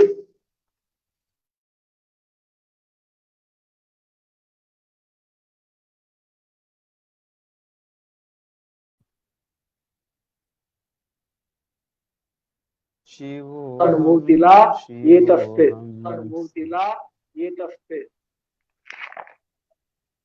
आपला आवाज एक गेला मिनिट रे. हा. हॅलो. शिवोऽहं शिवोऽहं सच्चिदानन्दोऽहं शिवोऽहं शिवोऽहं सच्चिदानन्दोऽहं शिवोऽहं शिवोऽहं सच्चिदानन्दोऽहम् आत्मोऽहम् आत्मोऽहम् आत्मस्वरूपोऽहम् आत्मोऽहम् आत्मोऽहम् आत्मस्वरूपोऽहं शिवोऽहं शिवोऽहं सच्चिदानन्दोऽहं शिवोऽहं शिवोऽहं सच्चिदानन्दोऽहं नित्योऽहं नित्योऽहं नित्यस्वरूपोऽहं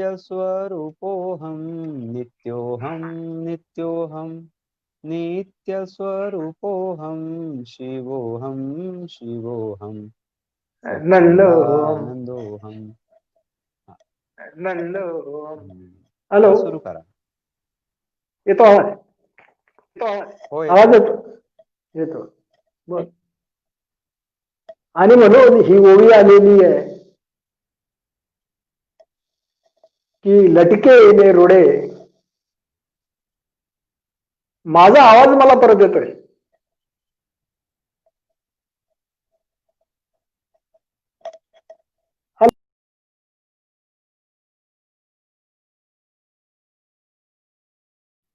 आता बघा बरं.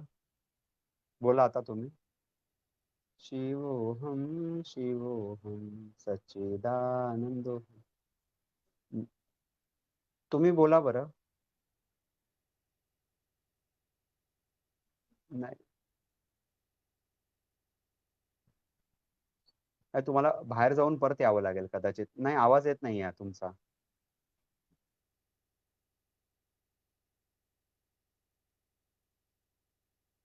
आवाज येत नाहीये. आवाज येत नाहीये. शिवोहम शिवोहम सच्चिदानंदोहम शिवोहम शिवोहम सच्चिदानंदोहम शिवोहम शिवोहम सच्चिदानंदोहम बुद्धोहम बुद्धोहम बुद्धस्वरूपोहम शिवोहम शिवोहम सच्चिदानंदोहम शिवोहम शिवोहम सच्चिदानंदोहम शिवोहम शिवोहम सच्चिदानंदोहम शिवोहम शिवोहम सच्चिदानंदोहम सच्चिदानंदोहम. येतोय आवाज? हा चालू करा. येतोय आवाज? हो हो. तर अशी ही 35वी ओवी होती. लटिके येणे रुडे जड येणे उजीवाडे न घडे तेही घडे याची आम्हावा. असं त्या अधिष्ठाना निर्गुण निराकाराच्या अधिष्ठानावर असं हे एक लटक विश्व 4 अवस्थात्मक निर्माण होतं आणि ज्याच्यामुळे अगदी त्या जडालाही जीवत्व येतं. जे पंचमहाभूत आहेत त्या पंचमहाभूता ठिकाणी जीवत्वाचा आभास होतो. म्हणून इथे चरण आलेलं आहे जड येणे उजीवडे की ते जडाला सुद्धा जीवत्व येतं आणि लटिके येणे रुडे. आणि इथे असा एक लटिका खोटाचा अहंभाव तयार होतो. मी तयार होतो आणि हे सगळं मग 4 अवस्थात्मक नाटक जे अनित्य आहे, सतत बदलणार आहे, जन्ममरणाधीन आहे, असं एक खोटच नाटक इथे लटक नाटक तयार होतं. आणि म्हणून इथे ओवी आली. आणि याची जर मराठीत ओवी केली तर ती होते अस्तित्वाचा आभास जीवत्व येई जडास चालना मिळे भवचक्रास ही याचीच माया. असं जे काही ते तत्वाच्या केवळ अधिष्ठानावर हे सगळ्या घटना घडतात. जसं सूर्यामुळे सृष्टीची घटना सृष्टी चालते आपोआप, तसं हे सगळं असं आपोआप असं इथे नाटक चालतं. आणि पुढची जी ओवी येते ती ओवी आहे 36वी. हागा मायावशे दाविसी ते माईक म्हणून वाळसी अमाईक तवनवसी कवना ही विषयो आणि असं हे जे काही 4 अवस्थांचं इथे मायेचं नाटक चालू आहे, हे नाटक हे जसं काही तूच दाखवतोय आणि शेवटी तूच ते नाटक घेऊन टाकतोय, तूच ते नाहीसं करतोय, त्या 4 वाचांचा निराश करतोय, 4 अवस्थांचा निराश करतोय. आणि असा जो तू मायेच्या पलीकडचा आहे, तू अमायिक आहेस, तो तू कुणाचाही विषय नाही. ते तत्व स्वतःचाही विषय नाही. जे तत्व स्वतःचाही विषय नाही ते इतरांचा विषय कसं होईल? आणि म्हणून या मन इंद्रियांना त्या तत्वाची अनुभूती येऊ शकत नाही. याच जर मराठीमध्ये ओवी केली तर ती ओवी होईल, माया कारणे दृश्य भाविसी, माया म्हणून गिळून टाकीसी, ऐसा मायातीत तू नससी विषय कोणाचा. असं ही केवळ माया आहे, हे खोटं आहे, हे लटकं आहे, इथे खरं काही नाही. आणि असं या खोटाच विश्व तयार होतं, इथे खोटाच मी तयार होतो आणि हा मी अज्ञानात असल्यामुळे त्याला मी खरा वाटतो आणि मी खरा वाटलं की मग विश्वही खरं वाटतं आणि मग हे जन्म मरणाचं भवचक्राचं नाटक सुरूच राहतं, हे काळाचं चक्र सुरू राहतं आणि हे दुःखाचं चक्रही सुरू राहतं. असं हे सगळं माऊलीने वर्णन केलेलं आहे. आणि मग 37वी ओवी होते, शिवा शिवा सद्गुरु तुझला गुढा काय करू, एकाही निर्धारू धरू देती शिका. आणि मग हे सगळं असं स्वरूप, हे सगळं असं वर्णन केल्यानंतर माऊली म्हणते की तू गुढ आहेस, अतर्क्य आहेस. शिवा सद्गुरु तुझला गुढा काय करू, अरे तू काय करू तरी काय म्हणे, तू कशालाच प्राप्त होत नाही, तू कोणत्याच साधनेला प्राप्त होत नाही, एकाही निर्धारावर तू धरू देत नाही. कितीही निर्धार केला, कितीही साधना केल्या, कितीही प्रयत्न केले, कितीही पूजा केली, कितीही स्तुती केली, कितीही यज्ञ केले, कितीही जप केला, कोणत्याही साधना केल्या, तरी त्याच्यात तू सापडत नाही. अशी ही माऊलीची ओवी आहे. शिवा शिवा सद्गुरु तुझला गुढा काय करू, एकाही निर्धारा धरू देती शिका. याची मराठीत ओवी होईल, तू अव्यक्त अद्भुत गुढ मी तर्कातीत, नसे मनाच्या आवाक्यात प्राप्ती तुझी. या सगळ्या साधना, या सगळं काही जे काही स्तुती पूजा प्रार्थना यज्ञ आणि सगळ्या विविध साधना आहेत, या सगळ्या साधना मनाच्या क्षेत्रातल्या आहेत. तिथे कोणीतरी करणारा लागतो. ते सगळं अहंकाराचं क्षेत्र आहे. तिथे कर्त्याशिवाय हे केलं जाऊ शकत नाही. तिथे द्वैतच आहे. आणि जोपर्यंत या सगळ्या साधना चालू आहे तोपर्यंत आपण द्वैतातच असतो आणि याचा बोध आपल्याला नसतो. हा बोध आपल्याला कोणी करून देत नाही आणि म्हणून आपण जन्मोजन्म साधना करत आहोत, पण आपल्याला द्रष्टाच दृश्य आहे हे कोणीही सांगितलेलं नसल्यामुळे आपण द्वैताच्या साधनेमध्ये लागून गेलेलो आहोत. आपल्याला द्वैत शिकवणारेच सगळे भेटलेले आहेत. सर्व परंपरा या द्वैतात्मक असतात. परंपरा फक्त द्वैतात्मक लोकच चालवतात. जे अद्वैती लोक आहेत, ज्यांना अद्वैताचा बोध होतो, ते कधीही परंपरा स्थापन करत नाही. त्यांचा कोणताही पंथ नसतो, त्यांचं कोणताही संप्रदाय नसतो. संप्रदाय स्थापन करणारे, परंपरा चालवणारे सगळे द्वैतात्मक लोक असतात. आणि म्हणून संतांच्या नंतर ज्या परंपरा निर्माण होतात, तिथे पंथ निर्माण होतात, संप्रदाय निर्माण होतात, त्यांच्यात भानगडी होतात, शिष्यांमध्ये हेवेदावे होतात, त्या आश्रमावर कोणाची मालकी असावी याच्याविषयी शिष्यांमध्ये भांडणं होतात, कोर्ट कचेऱ्या होतात, हाणामाऱ्या होतात आणि शेवटी तर एकमेकांचे खूनही केले जातात. असं सगळं अज्ञानामध्ये मग पुढे अशी परंपरा निर्माण झाली, संघटना निर्माण झाली की हे सगळं होत असतं. तर हे सगळं कसं इथे निर्माण होतं. आणि म्हणून शिवा शिवा सद्गुरु तुझला गुढा काय करू, एकाही निर्धारा धरू देती शिका. मराठीत ओळी होते, तू अव्यक्त अद्भुत गुढ नि तर्कातीत, नसे मनाच्या आवाक्यात प्राप्ती तुझी. 38वी ओवी येते, नामरूपे बहु असे उभारुणी पाडली असे, सत्तेचे नि आवाशे तोषलासिना, पुन्हा मग माऊली त्या एक प्रकारचं प्रश्नचिन्ह टाकते आहे की हे जे काही तू नामरूपात्मक अशी हे काही 4 अवस्था तुझ्या ठिकाणी निर्माण झालेल्या आहेत, तुझ्या ठिकाणीच त्या निर्माण होतात आणि तूच गुरुचं रूप घेऊन येतो आणि तूच याचा निराश करतो. हा जे काही तू प्रकार इथे मांडलाय तुझं समाधान झालं ना म्हणे, आता तोषलास ना तू. असा सगळं प्रश्नचिन्ह इथे माऊलीने मांडलेलं आहे की हे तुझे काही करतोस आणि पुन्हा ते नाहीसही करतोस, याच्यामुळे तुला आनंद वाटतो ना म्हणे. नामरूपी प्रकटून मग तयासी ही गिळून जन्म मरण नामरूपी प्रकटून मग तयासी गिळून कैसे बा जन्म मरण आवडे तुझला.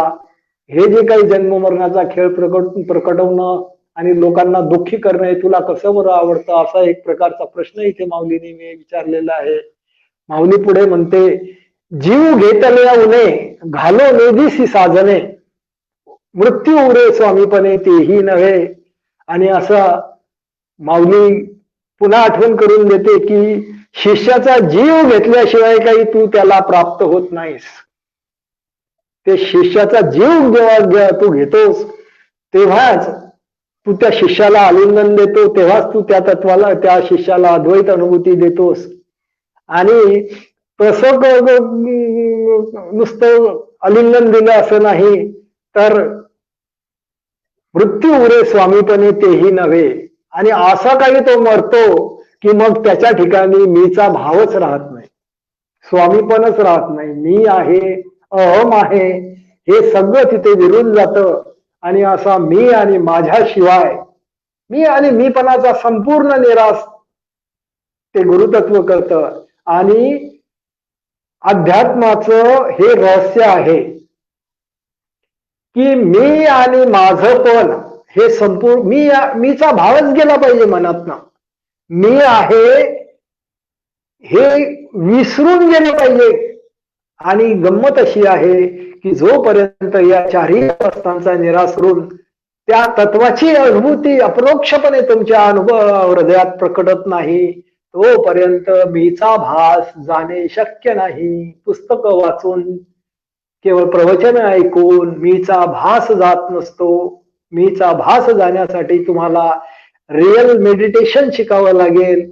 आणि त्या रिअल मेडिटेशन मध्ये मग या 4 अवस्था कशा निराश होतात हे सगळं पुढच्या अध्यायामध्ये माऊली सांगणार आहे, डिटेल मध्ये सांगणार आहे.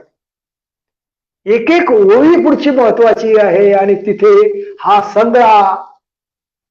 जो काही त्या तत्वाच्या प्रकटनाचा हा जो काही एक खुलासा आहे, अस्तित्व प्रक्रियेचा खुलासा आहे, हा खुलासा म्हणजे हा अमृतानुभव आहे. ओवीमध्ये अंतरंगातला अनुभव आहे. ओवीमध्ये काही ना काही स्पष्टीकरण आहे.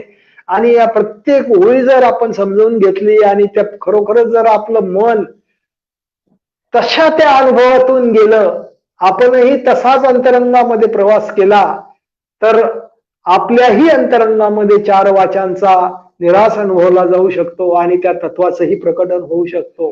पण आपण जर केवळ वरवर नुसतं वाचलं, नुसतं श्रवण केलं, वरवर चिंतन मनन केलं तर उपयोग नाही. अंतरंगामध्ये प्रवास घडला पाहिजे. ऍक्च्युअली आपल्या कॉन्शियसनेस मध्ये आपल्याला ते पाहता आलं पाहिजे सगळं.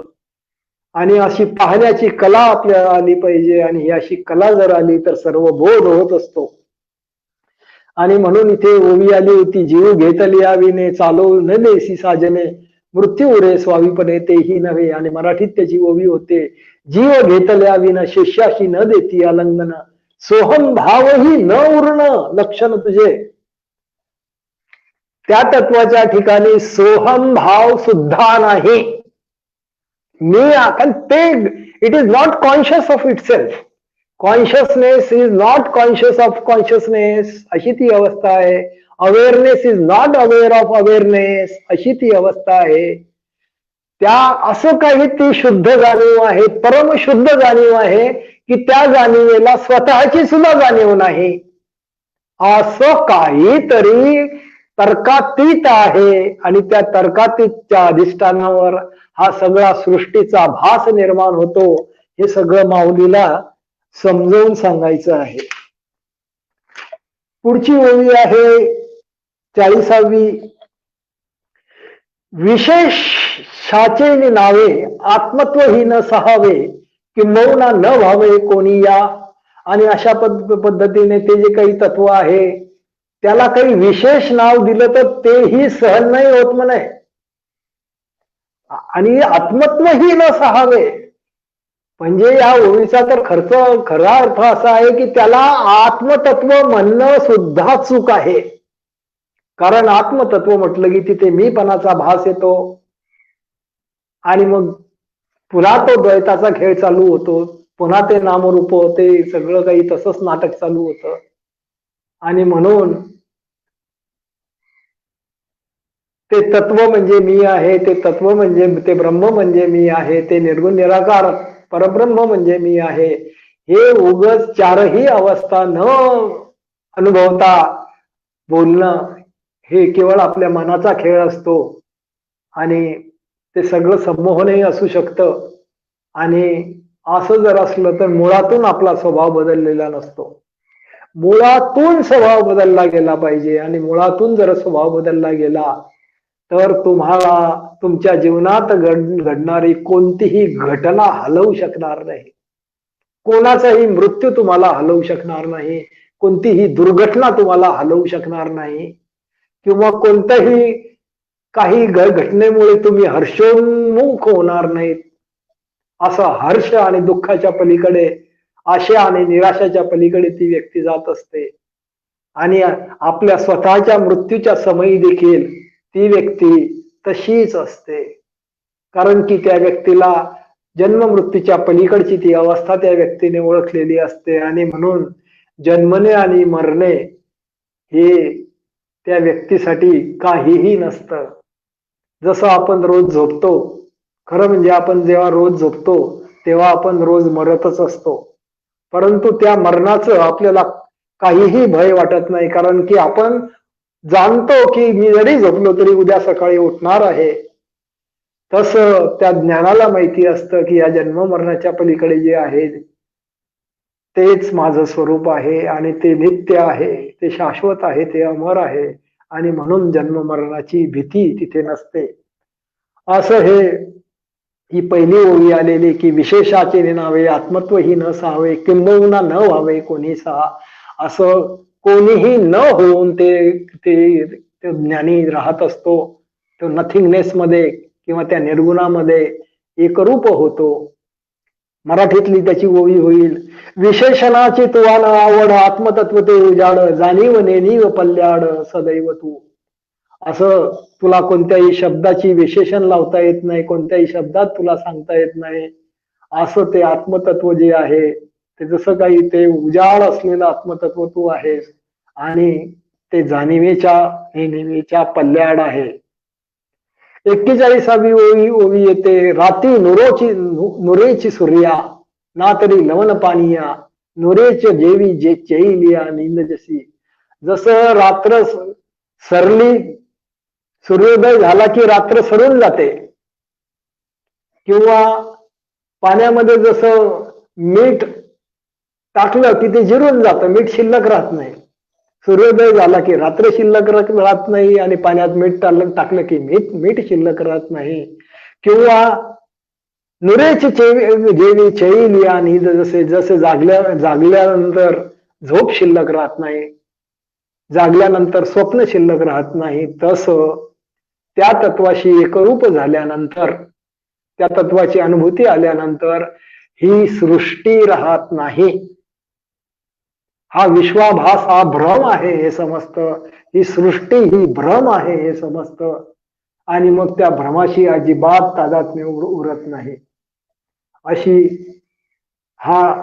याला आपल्या परंपरेमध्ये अजातवाद म्हणतात, की हे जे काही दिसतंय हे क्षणिक आहे, हा आभास आहे, हे सगळं खोटं आहे, लटकं आहे, माया आहे. हे सगळं शंकराचार्यांच्या तत्वज्ञानामध्ये हे सगळं येतं. खरं म्हणजे बुद्धाचं तत्वज्ञान, शंकराचं तत्वज्ञान आणि माऊलीचं तत्वज्ञान हे एकच आहे, 100% एक आहे. पण शंकराचार्यांचे काही शिष्य निर्माण झाले जे द्वैत बुद्धीचे होते आणि त्यांनी शंकराचार्यांच्या अद्वैत तत्वज्ञानाला द्वैतामध्ये आणलं आणि आज सर्वत्र ते द्वैत पसरलेलं आहे. शंकराचार्यांचं तत्वज्ञान द्वैताचं नाही, बुद्धाचंही द्वैताचं नाही, माऊलीचंही द्वैताचं नाही. आणि म्हणून शंकराचार्यांवरही प्रछन्न बुद्ध म्हणून आरोप झालेला आहे की काही नाही, हे बुद्धच आहेत म्हणून. आणि माऊलीवरही तसा आरोप आहे. आणि खरं म्हणजे तिघही खरं सांगतायत, तिघही खरं बोलतायत, परंतु अज्ञानात असलेले, आपल्या परंपरेचा आणि अज्ञानाचा अभिमान असलेल्या लोकांनी या सत्याला झाकाळून टाकलेलं आहे. बुद्धाला आपण पार भारतातून हकलून दिलं आणि शंकराचार्यांच्या त्या अद्वैत तत्वज्ञानाला, माऊलीच्या त्या अद्वैत तत्वज्ञानालाही आपण पूर्ण हरताळ फासलेला आहे. अद्वैताची कोणीही चर्चा करत नाही. सर्व पंथ आणि संप्रदाय हे द्वैताचीच भाषा करतात. माऊली माऊली माऊली माऊली माऊली चालू आहे आपलं, पण माऊलीचा अमृतानुभव कोणी वाचत नाही, माऊलीचा चांगदेव 65 कोणी वाचत नाही, कोणी ते समजावून घेत नाही. आणि अद्वैत तत्वज्ञान सांगणाऱ्या माऊलीला आपण द्वैत सांगणारी माऊली बनवून टाकलं.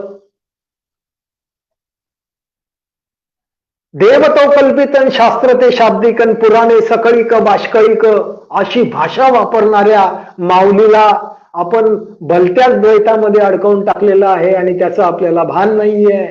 असं संतांनी खरं सगळं सांगून ठेवलेलं आहे, पण आपण संतांचं सगळं तत्वज्ञान विसरून गेलेलो आहे आणि त्याला एक भलतच वळण दिलेलं आहे.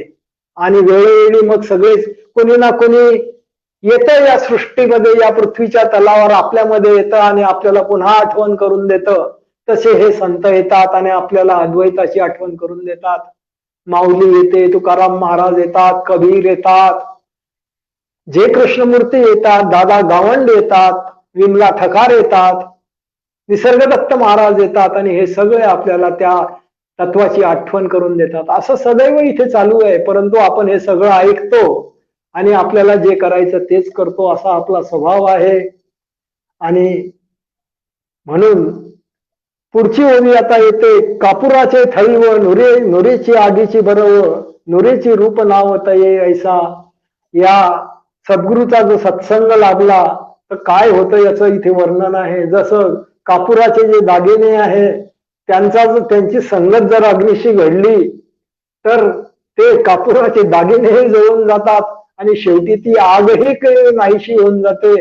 जर तसं त्या कापुरासह तो अग्नी नाहीसा होतो, तसं जेव्हा अद्वैत तत्वज्ञान सांगणारा गुरु जीवनात येतो तेव्हा पहिल्यांदा द्वैतही जातं आणि द्वैत गेलं की नंतर अद्वैतही जातं आणि द्वैतासह अद्वैत दोहोंचा निराश होऊन त्या दोहोंच्याही पलीकडे असलेलं ते जे काही अनिर्वाच्य तत्व आहे त्याची अनुभूती येते. आणि अमृतानुभवात हेच आहे, नुसतं द्वैताचं खंडन नाही, अमृतानुभवामध्ये अद्वैताचंही खंडन आहे, ब्रह्माचाही निराश आहे. इथे फक्त ज्ञानाचं खंडन नाही, तर इथे अज्ञान, आधी सुरुवातीला माऊली अज्ञानाचं खंडन करते, कारण की हे अज्ञान इथे एक प्रकारे खूप असं माजलेलं आहे आणि हे माजलेलं जे पीक आहे हे सगळं पीक पहिल्यांदा माऊली त्या ज्ञान खंडनाने नाहीशी करते, अज्ञान खंडनाने नाहीशी करते आणि शेवटी ज्ञानाचंही खंडन करते. असा हा अद्भुत ग्रंथ आहे.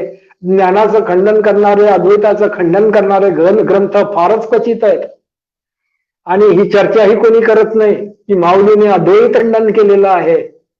अद्वैत खंडन करणारा हा असा ग्रंथ आहे आणि हे खरं उपनिषदाचं तत्वज्ञान आहे, हे खरं शंकराचार्यांनी सांगितलेलं तत्वज्ञान आहे, हे बुद्धाने सांगितलेलं तत्वज्ञान आहे.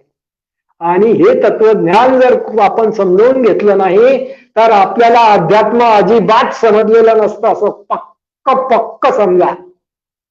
उगाच काहीतरी द्वैताच्या गप्पा मारायच्या, द्वैता कल्पना करायच्या, मला राम दिसला, मला कृष्ण दिसला, मला विठ्ठल दिसला, त्या नामदेव महाराजांना असंच तो विठ्ठल दिसायचा. त्यांच्या स्वप्नात काय यायचा, समोर काय यायचा, त्यांच्या हातून जेवायचा काय, त्यांच्याशी बोलायचा काय. आणि मग जेव्हा संतांचा मेळावा भरला तेव्हा माऊलीने घोडा कुंभाराला सांगितलं की जरा या सगळ्या संतांचे डोके तपासा, हे यांचे डोके कच्चे आहे का पक्के आहे. आणि मग आपल्या थापटीने सगळ्यांचे डोके तपासले. आणि नामदेव महाराज जेव्हा त्यांचं डोकं तपासलं थापटीने तेव्हा ते प्रतिक्रिया करून उठले.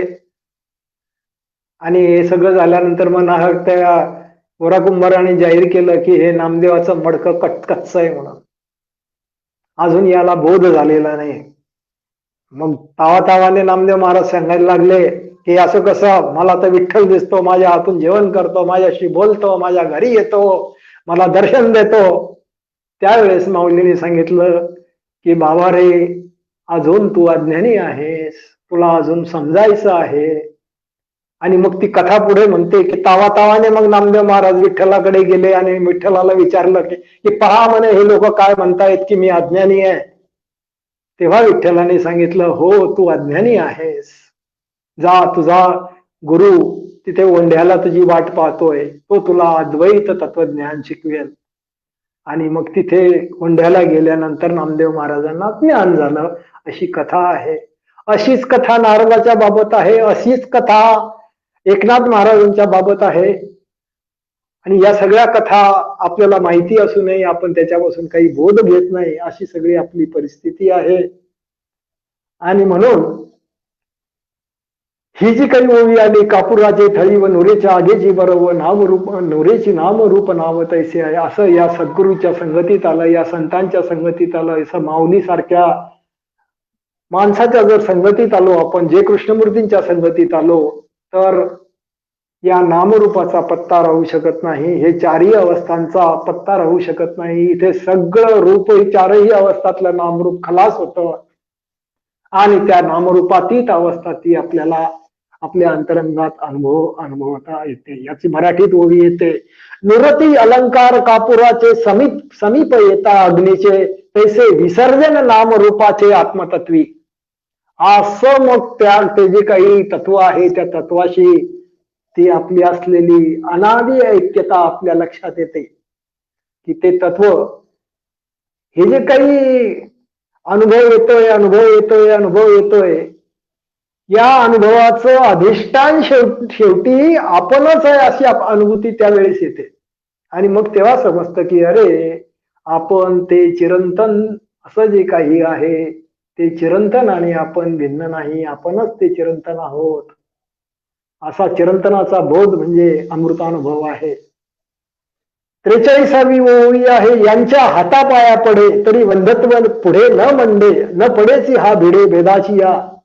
पुन्हा माऊली पुन्हा पुन्हा ते सगळं आपल्याला समजून सांगतोय की याच्या हातापाया पडल्याने, याला वंदन केल्याने, याची स्तुती केल्याने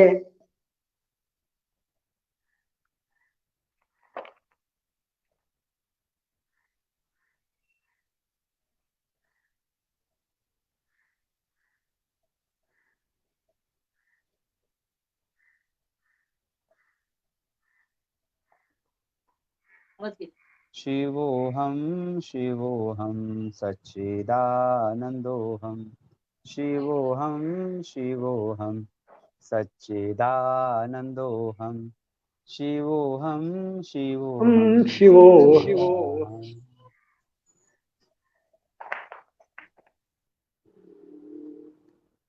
हा, चालू करा तुम्ही.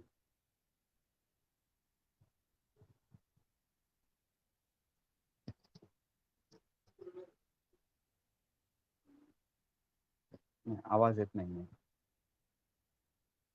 शिवोऽहं शिवोऽहं सच्चिदानन्दोऽहं. आवाज येत नाही आपला. शिवोऽहं शिवोऽहं सच्चिदानन्दोऽहं शिवोऽहं शिवोऽहं सच्चिदानन्दोऽहं शिवोऽहं शिवोऽहं सच्चिदानन्दोऽहं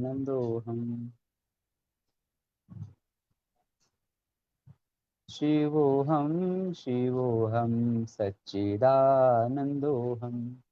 नित्योऽहं नित्योऽहं नित्यस्वरूपोऽहं नित्योऽहं नित्योऽहं नित्यस्वरूपोऽहं शिवोऽहं शिवोऽहं सच्चिदानन्दोऽहं शिवोऽहं शिवोऽहं सच्चिदानन्दोऽहं शिवोऽहं शिवोऽहं सच्चिदानन्दोऽहम्.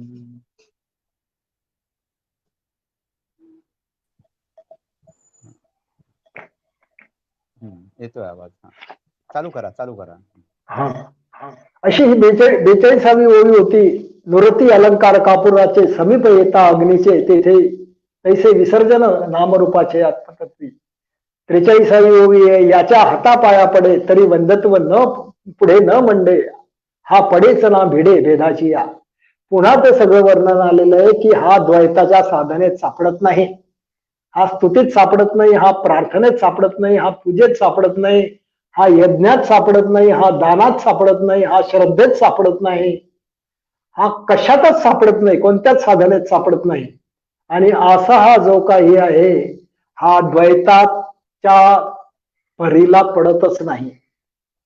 आणि म्हणून द्वैताच्या साधनांपेक्षा अद्वैत साधना शिकवणारा सद्गुरू आपल्या जीवनात आला पाहिजे. जसं हे माऊलीचे ग्रंथ आहेत, जे कृष्णमूर्ती हेच शिकवतात, उपनिषदांमध्येही हेच आहे.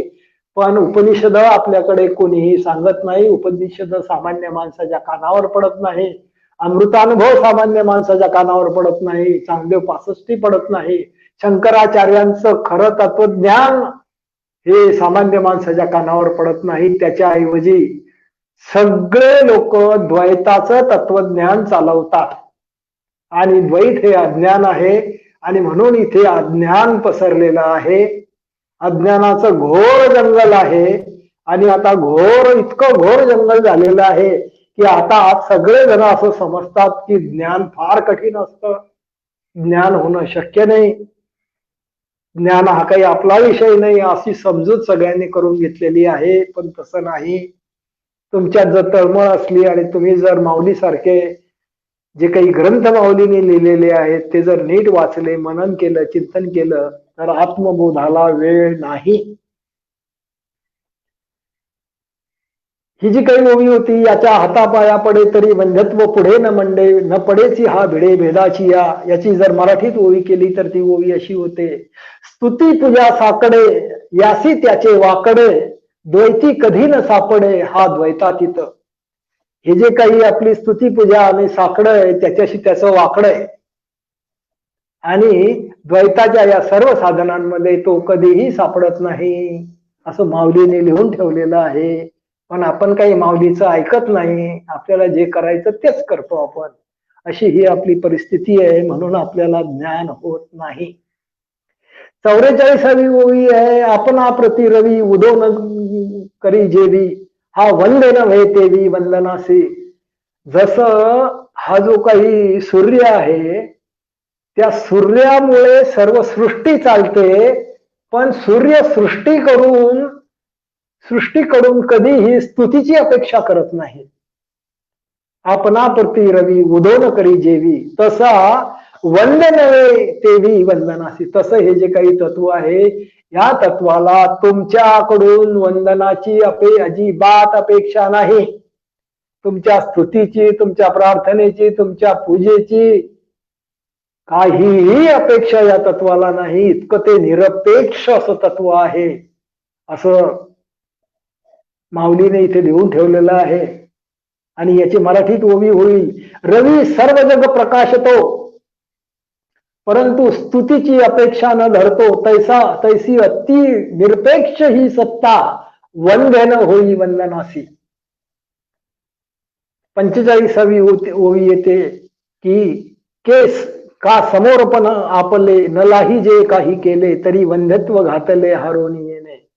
जसं काहीही केलं तरी डोळ्याला नाही पाहू शकत, प्रत्यक्ष आरशात पाहावं लागेल, अपरोक्ष नाही पाहू शकत.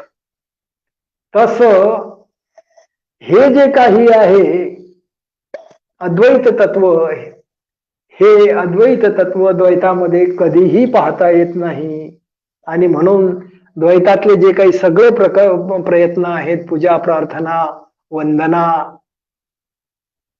साधना, हे सगळ्या प्रयत्नांना ते तत्व दाद देत नाही आणि त्या तत्वाची प्राप्ती या सगळ्या द्वैत साधनांमध्ये होत नाही, असा याचा अर्थ आहे.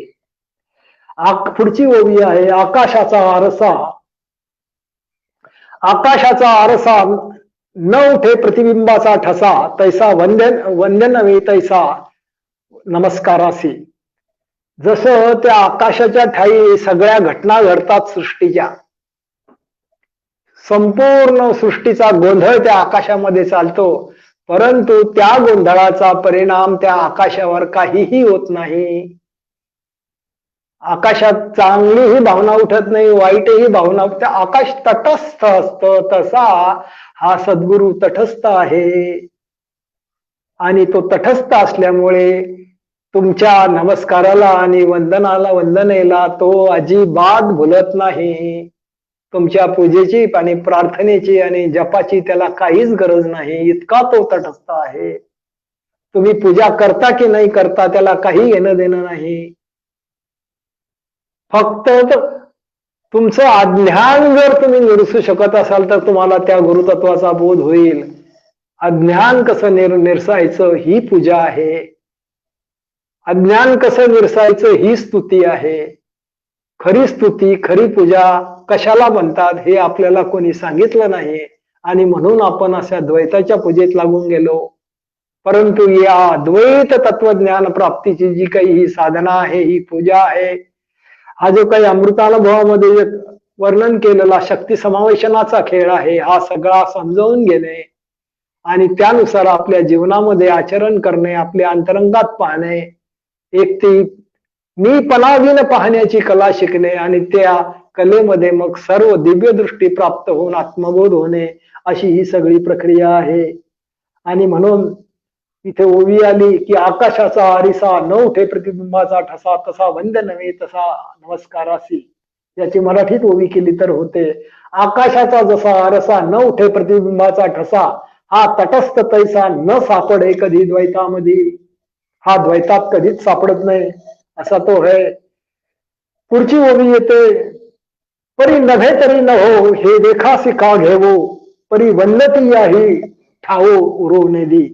आणि असा हा परी नव्हे तरी न हो, की हा सापडो का ना सापडो, हे वेखासी का घेवो, याचा मी विषाद कशाला बांधू.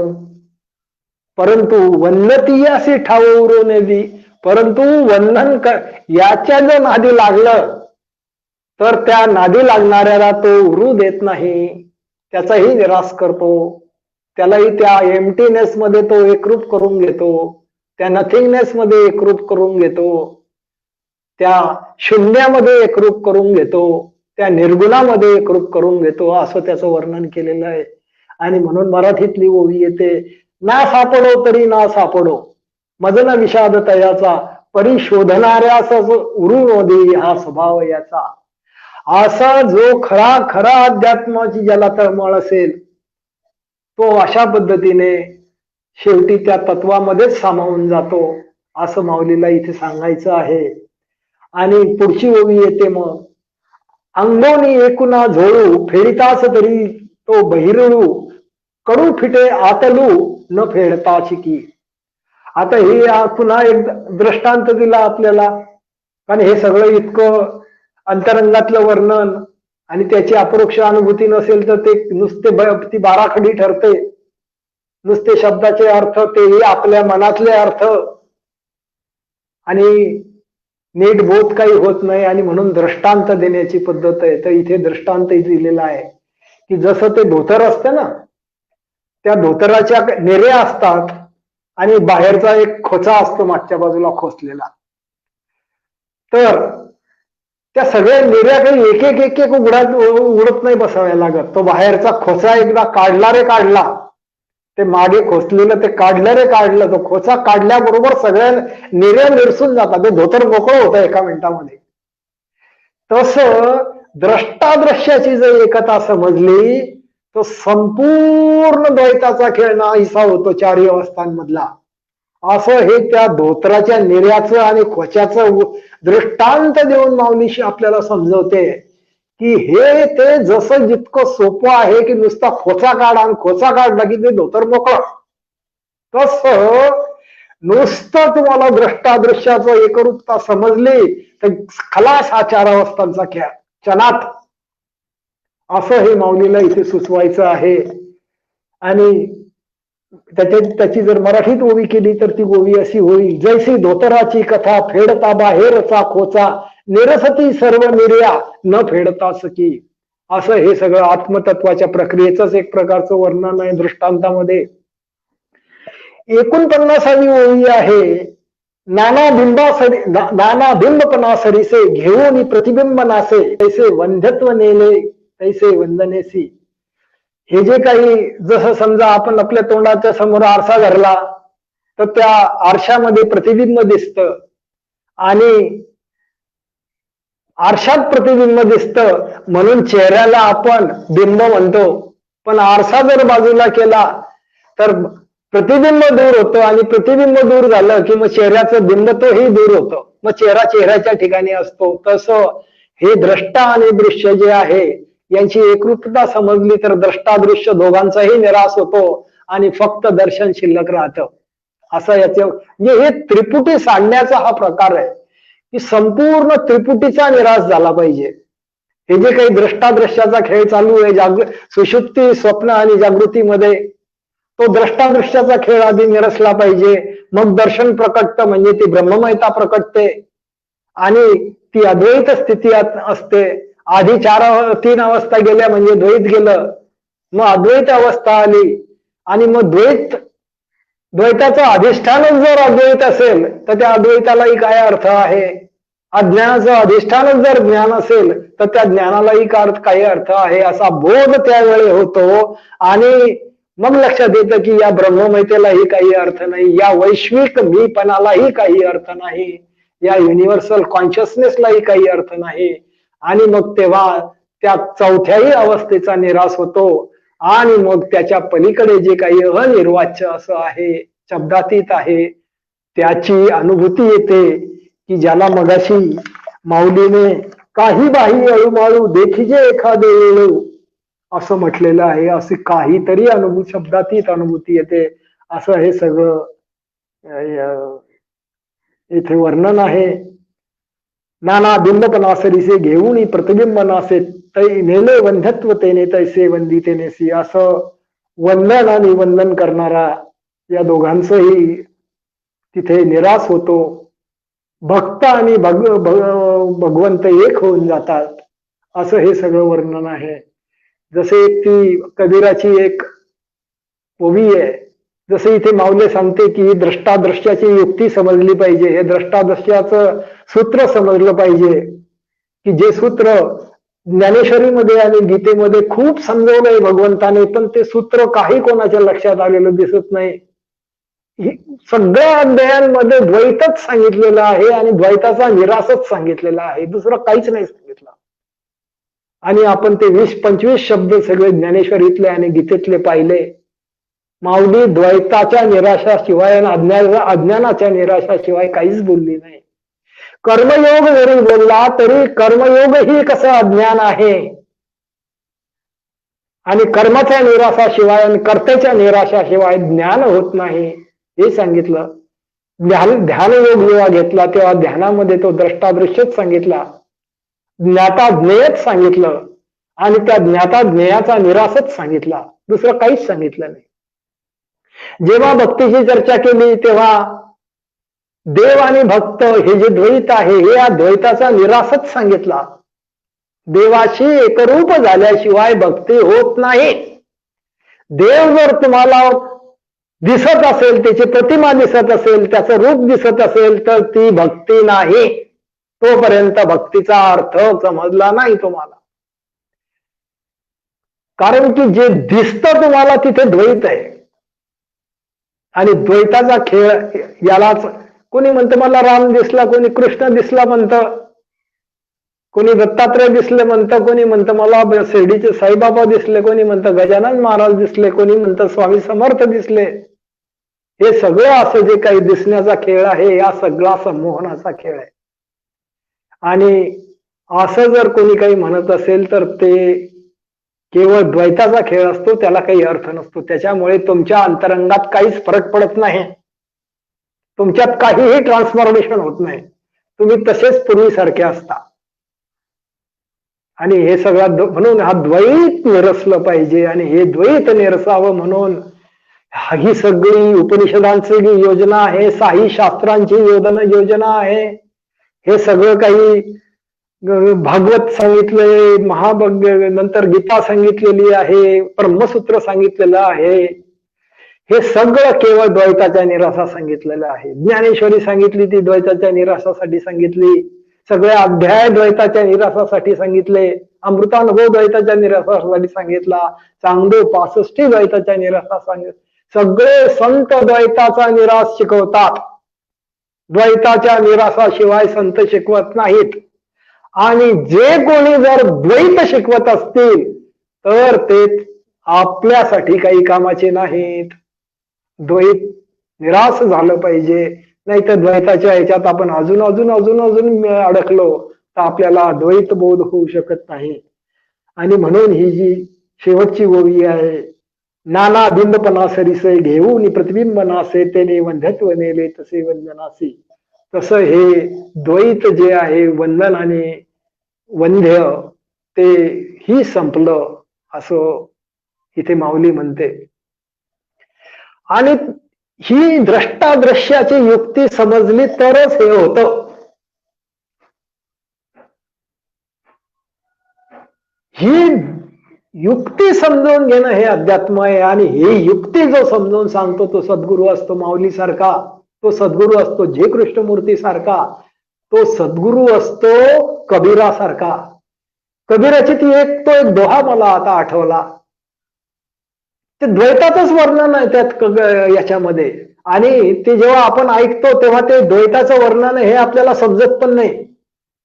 तो दोहा आहे, चलती चाती देख कर दिया कबीरा रोए, दो पाटन के बीच में शाबित बचान कोय.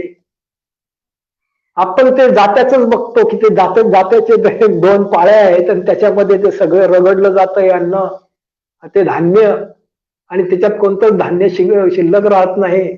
तसं द्वैतामध्ये सगळे जण रगडले गेलेले आहेत.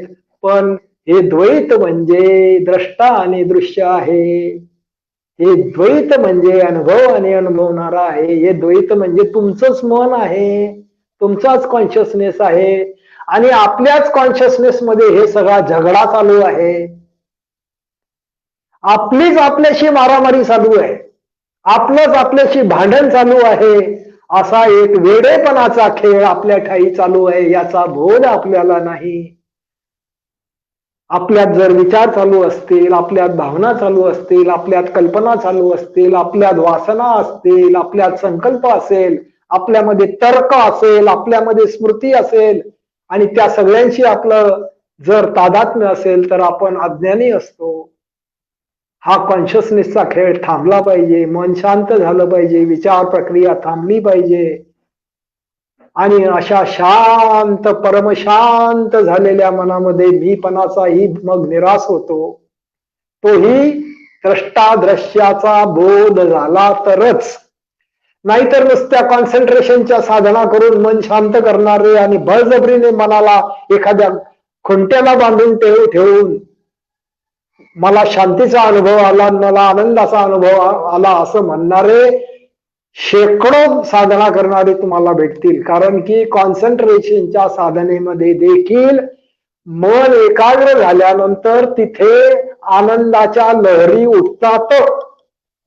आणि त्या आनंदाच्या लहरी उठल्या की मग हा पठ्या म्हणतो सच्चिदानंद, आत्मानंद. कशाचा सच्चिदानंद? थोड्या वेळाने पहा बरं आहे का म्हणा. तर ती कॉन्सन्ट्रेशनच्या अवस्थेमधली ती गोष्ट आहे. आणि सगळेच साधक असं करतात, सगळ्यांनाच त्या आनंदाचा अनुभव येतो. जप केला की त्या आनंदाचा अनुभव येतो. एकाग्रतेची कोणतीही साधना केली की त्या आणि त्या आनंदाचे आपण इतके ऍडिक्ट होऊन जातो की मग आपण ती साधना सोडूच शकत नाही. रोज जप केल्याशिवाय त्या जप करणाऱ्याला चैनच पडत नाही. मी तर सांगत असतो, माझे अनेक मित्र आहेत की जे रोज नियमितपणे तास-तासभर जप करणारे आहेत. मी त्यांना सांगतो की तुम्ही व्यसनी आहात, तुम्हाला जपाचं व्यसन लागलेलं आहे. तुम्ही असं करा, 1 महिना 2 महिने जप करूच नका बरं. जमतं का तुम्हाला? तर ते सांगतात की महिना 2 महिने काय, आम्ही 1 दिवस सुद्धा बिना जपाचे नाही राहू शकत. जप जर केला नाही तर आम्ही अस्वस्थ होतो. माझे अनेक विपश्यना करणारे मित्र आहेत. ते मित्र सांगतात आम्ही जर विपश्यना रोज केली नाही तर आम्ही अस्वस्थ होतो. म्हटलं तुम्ही विपश्यना करत नाहीत, हे तुमची दारू पिणं चालू आहे. तुम्ही व्यसनी झालेला आहात, तुम्ही ऍडिक्ट झालेला आहात. आणि साधना जर समजली नाही दृष्टादृश्याची तर माणूस ऍडिक्ट होतो. साधना ही एक नशा आहे आणि असं नशेमध्ये अडकून जाण्यात काहीच अर्थ नाही. आणि नशेमध्ये बेहोश झालेल्या माणसाला ज्ञान होण्याचा काही एक संबंध नाही. आणि हे सगळं आपल्याला संतांकडून समजून घ्यावं लागतं. हे सगळं जे कृष्णमूर्ती सारखे आणि माऊली सारखे संत आहेत ते हे समजावून सांगतील. आणि दुर्दैवाने अध्यात्माचा प्रचार करणारी जी मंडळी आहे त्यांना हे सगळं माहितीच नाही आणि ते भलतंच सांगतात. आणि म्हणून आज ही आपल्या समाजाची अत्यंत विचित्र अशी स्थिती निर्माण झालेली आहे. सगळीकडे दुःख आहे, अज्ञान आहे, दहशतवाद आहे, एकमेकांना ठार केलं जातं, एकमेकांना गोळ्या घातल्या जातात, खरं सांगणाऱ्यालाही गोळ्या घातल्या जातात. अशी ही संस्कृती इथे निर्माण झालेली आहे. धर्माधर्मामध्ये युद्ध चालू आहे, मंदिर मस्जिदचे झगडे आहेत, वेगवेगळ्या पंथांमध्ये एकाच पंथातही भानगडी आहेत, एकाच धर्मातही भानगडी आहेत, एकाच घरातही भानगडी आहेत, भावाभावात भानगडी आहेत. तर या सगळ्या बाहेरच्या ज्या भानगडी आहेत याला कारण ही मनातली भानगड आहे. ही मनातली भानगड आहे म्हणून ती बाहेर येते. आणि मग त्याला समाजातल्या भानगडी, देशातल्या भानगडी, देशादेशातले युद्ध असं स्वरूप येतं. तर हे सगळं युद्ध आतमध्ये चालू आहे आणि हे आतमध्ये सुरू असलेलं युद्ध बंद झाल्याशिवाय हे बाहेरचे युद्ध बंद होणार नाही. आणि म्हणून संतांची संगत करावी, संतांचा उपदेश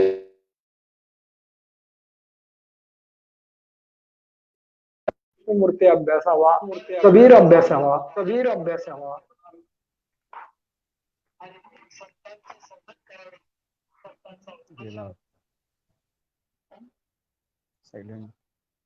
राजाधिराज सद्गुणा श्री भाऊसाहेब महाराज की जय. राजाधिराज सद्गुणा श्री सिद्धरामेश्वर महाराज की जय. राजाधिराज सद्गुणा श्री गणपतराव महाराज की जय. राजाधिराज सद्गुणाथ महाराज की जय. इकडे वरती एक नंबर दिलेला आहे व्हॉट्सअप नंबर वरती. ज्या साधकांना आणि श्रोतूंना काही प्रश्न असतील, संशय असतील तर त्यांनी इवन ह्या नंबरवरती काही ग्रुप पण आहेत, तर त्यामध्ये आपल्याला नक्कीच आपला प्रश्न तिकडे घेतला जाईल, त्याच्यावरती चर्चा देखील करण्याची तयारी आहे. त्याची नोंद घ्यावी. व उद्या सकाळी परत 11 वाजता आपण ह्या लिंक वरती भेटणार आहोत. नमस्कार.